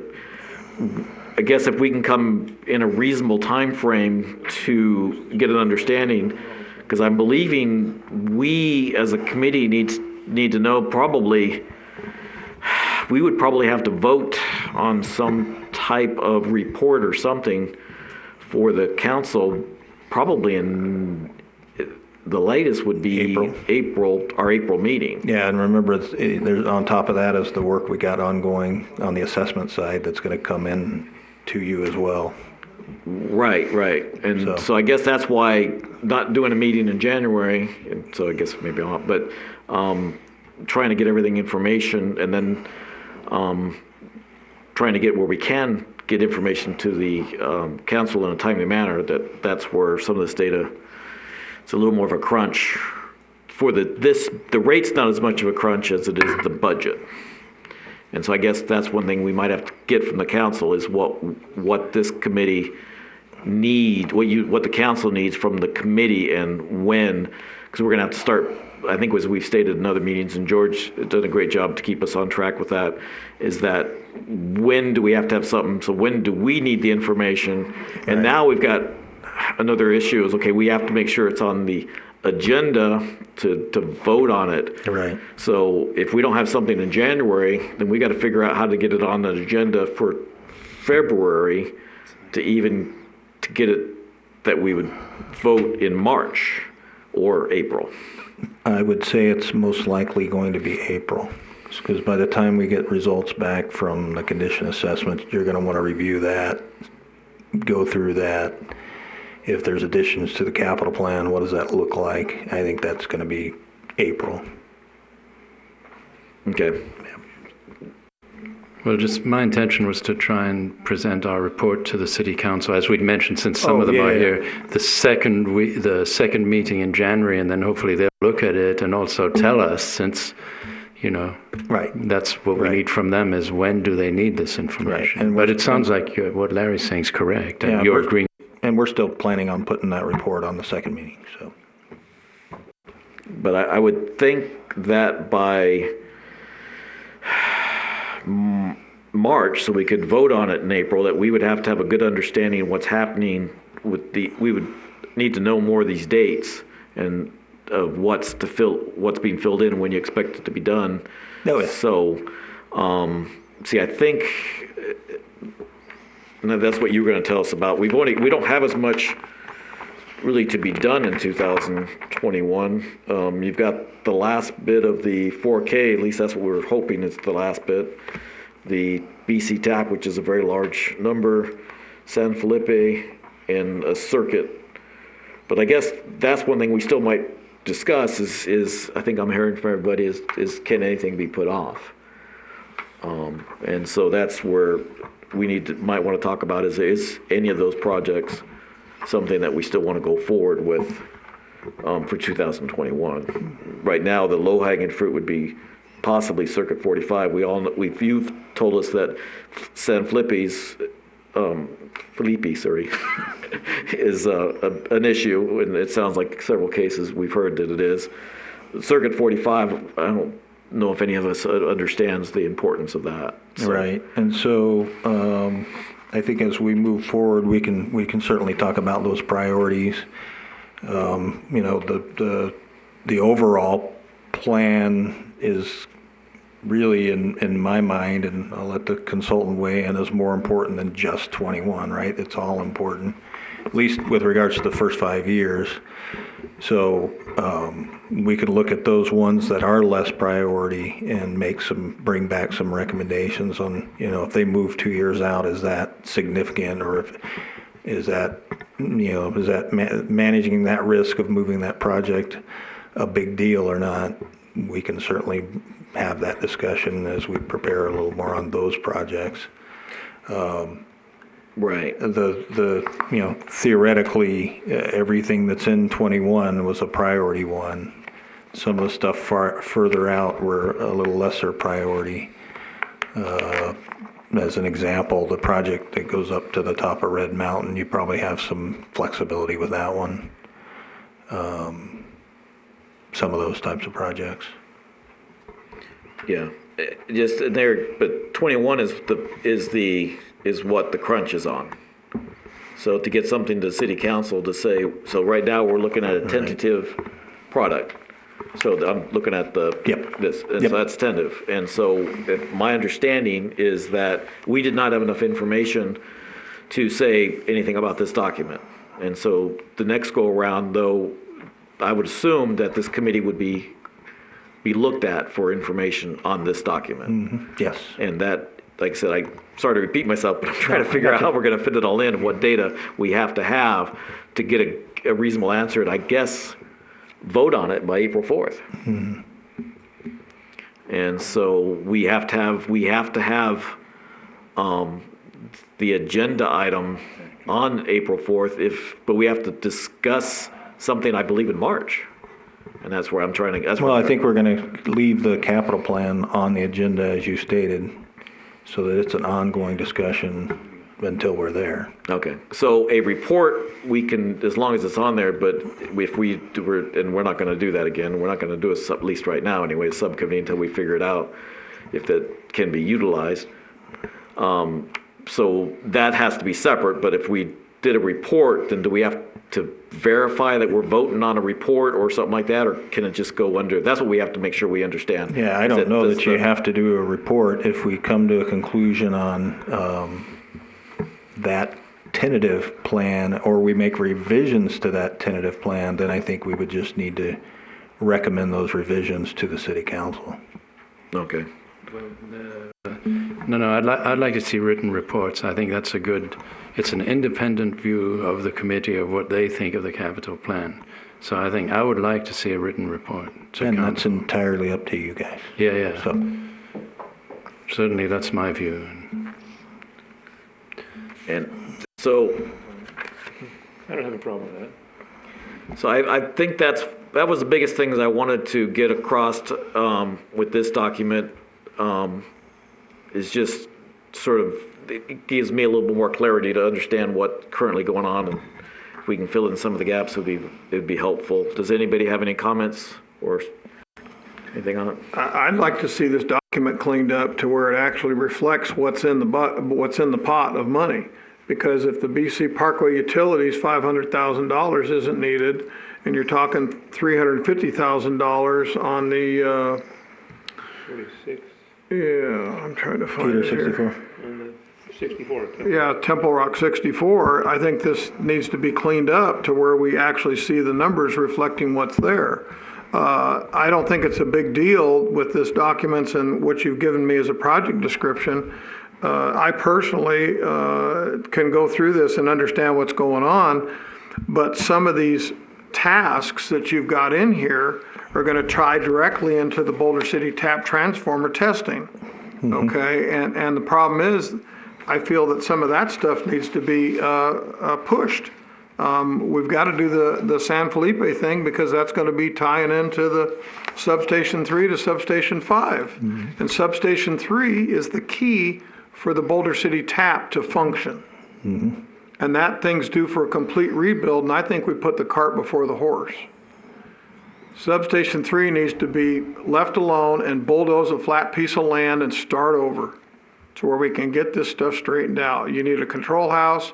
You're talking about all new equipment, circuit breakers, disconnects, and everything necessary to get this thing running. And we're going to put a nice, beautiful transformer in, and we're not going to be able to get the power out of it because we've got a bottleneck. And the bottleneck is between the Boulder City tap and Substation 3. The conductors are way undersized.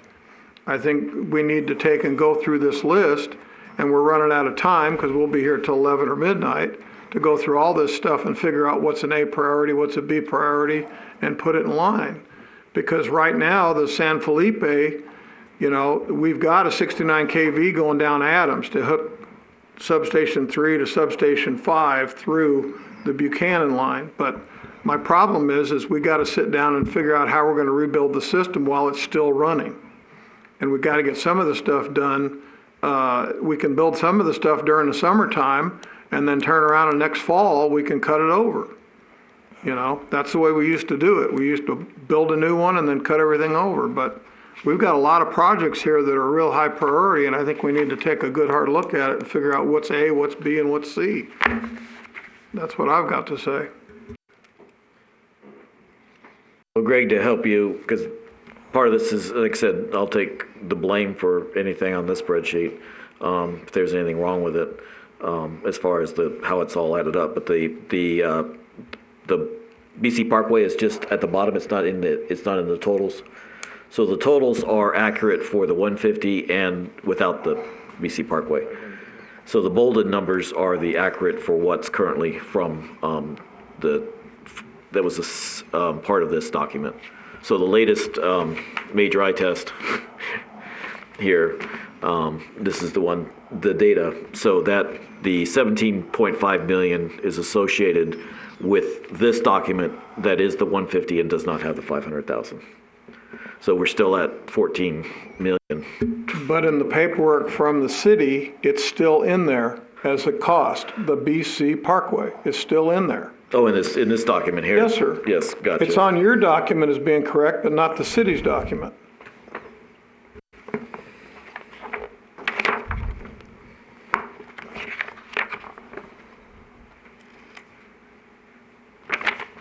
Actually,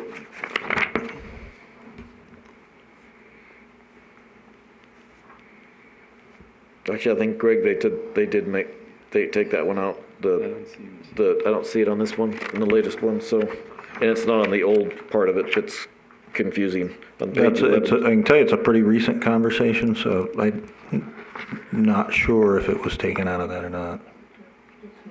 Where's it at? Did I miss?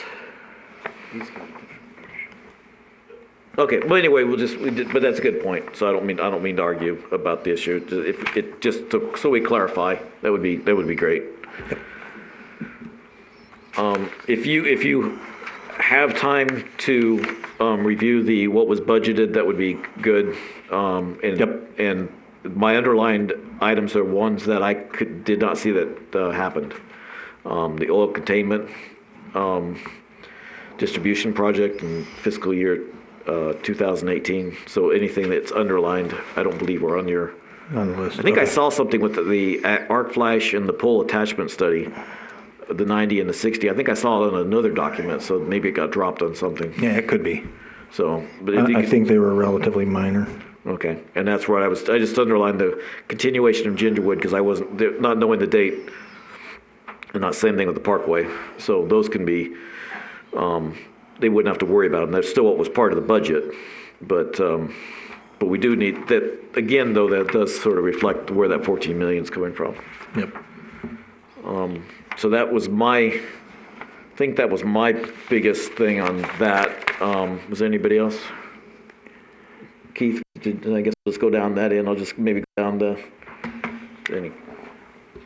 My comment is thank you. This is a lot of work, and you're helping to reconcile all these different documents, so great job. I had a sort of comment since I'm new to utilities. I'm totally confused. It seems like everyone in the room's somewhat confused. Is this level of confusion usual in utilities for cities? Or I'm not trying to be critical or point fingers. I'm just new to this game. Are budgets usually clearer than this? Or it's obviously not you because this all predates your arrival. No, but I will tell you that in general, the general public doesn't, it's difficult to understand because, general accounting principles for accounting are different from the rate study, and it makes it hard to compare those documents, especially if you're a layman. It's hard for me as a non-layman. So no, it is difficult.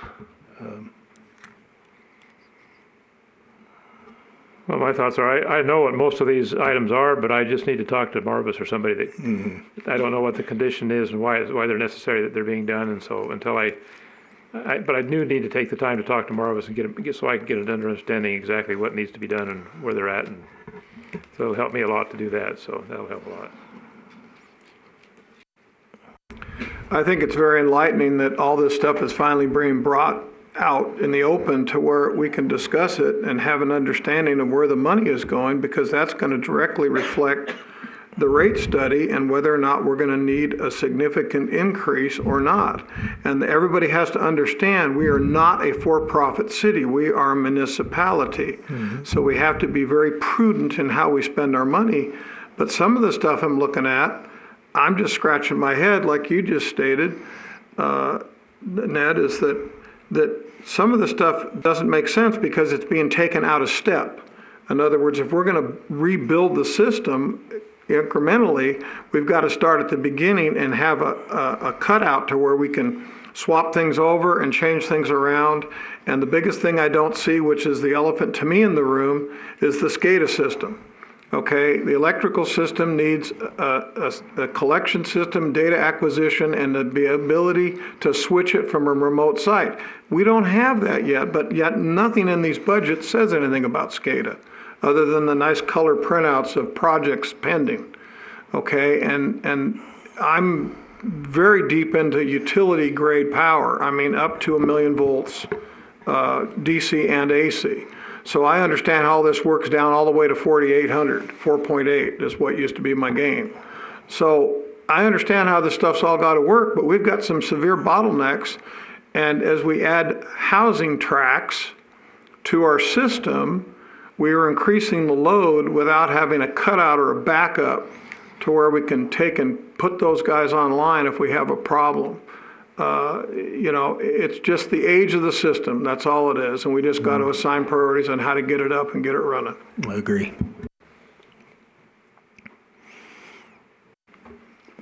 I'm kind of confused with, this is the capital improvement program sheet that you handed out. And the dollar amount doesn't match what's in the capital improvement. So you have two different ones. You have FY20 and FY21. So Like the total for the BC tap to substation is 8 million, but here it shows 9.1 million. right. So that was the modification made between FY20 and FY21. But you haven't updated this yet. Well, they're both in here, so there's probably two of them. Or there should. So we there have two should separate be. sheets Yes. that added to So they updated the new sheet in 21. So you'll see those differences, and I was just going to point a couple of those out before we finish here. But the numbers should match up, right? Yes. Elect 101. This yes, one they says should. 8 million, and this one says 9.1. Right, and that's the latest. The 9.1? Yes. Which document, I'm sorry, which is the latest?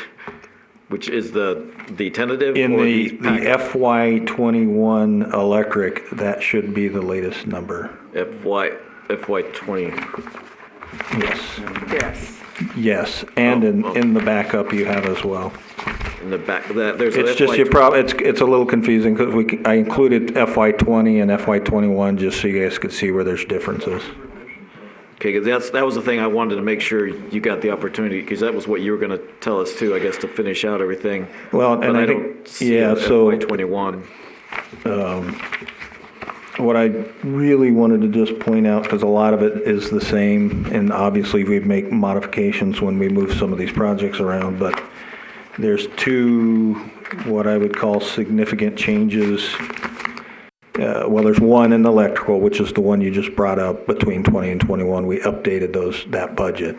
So, but this sheet hasn't been. It should have been, unless it got missed, but we can verify that.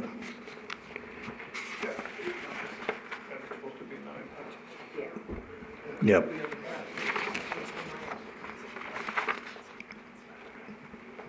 And then in addition to that, probably the most significant modification is that we removed the effluent pipeline and wastewater from the plan, in its entirety.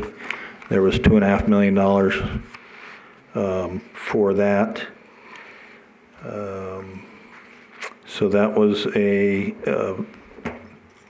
probably the most significant in the water and wastewater side of the changes between 20 and 21. And there was also a grease trap interceptor for the golf course, and we removed that as well because we didn't feel that was a utility fund project. So that's been removed. So those are kind of just modifications I wanted to point out, just so you're aware. There was also, I don't think it was in 20, but I need to verify it.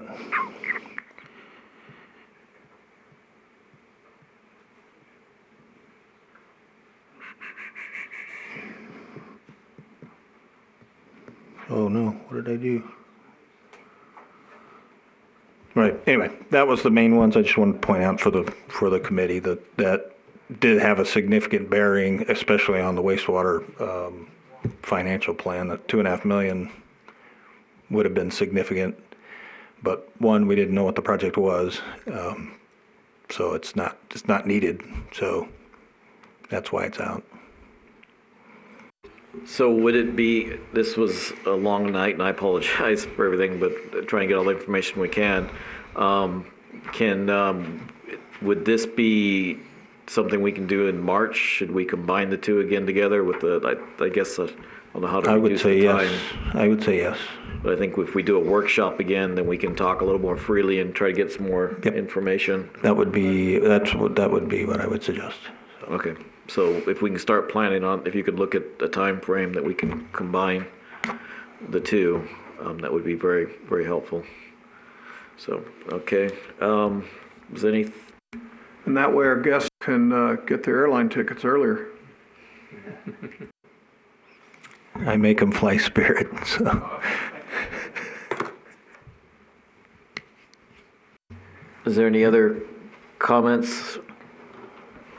Thanks for everybody's input. There's no public to have a public comment forum. So, I can go. So I suggest we adjourn. I like that suggestion. I'll move, we adjourn. Okay, everybody, aye? Aye. Aye. Meeting's adjourned. Thanks again for everybody's time.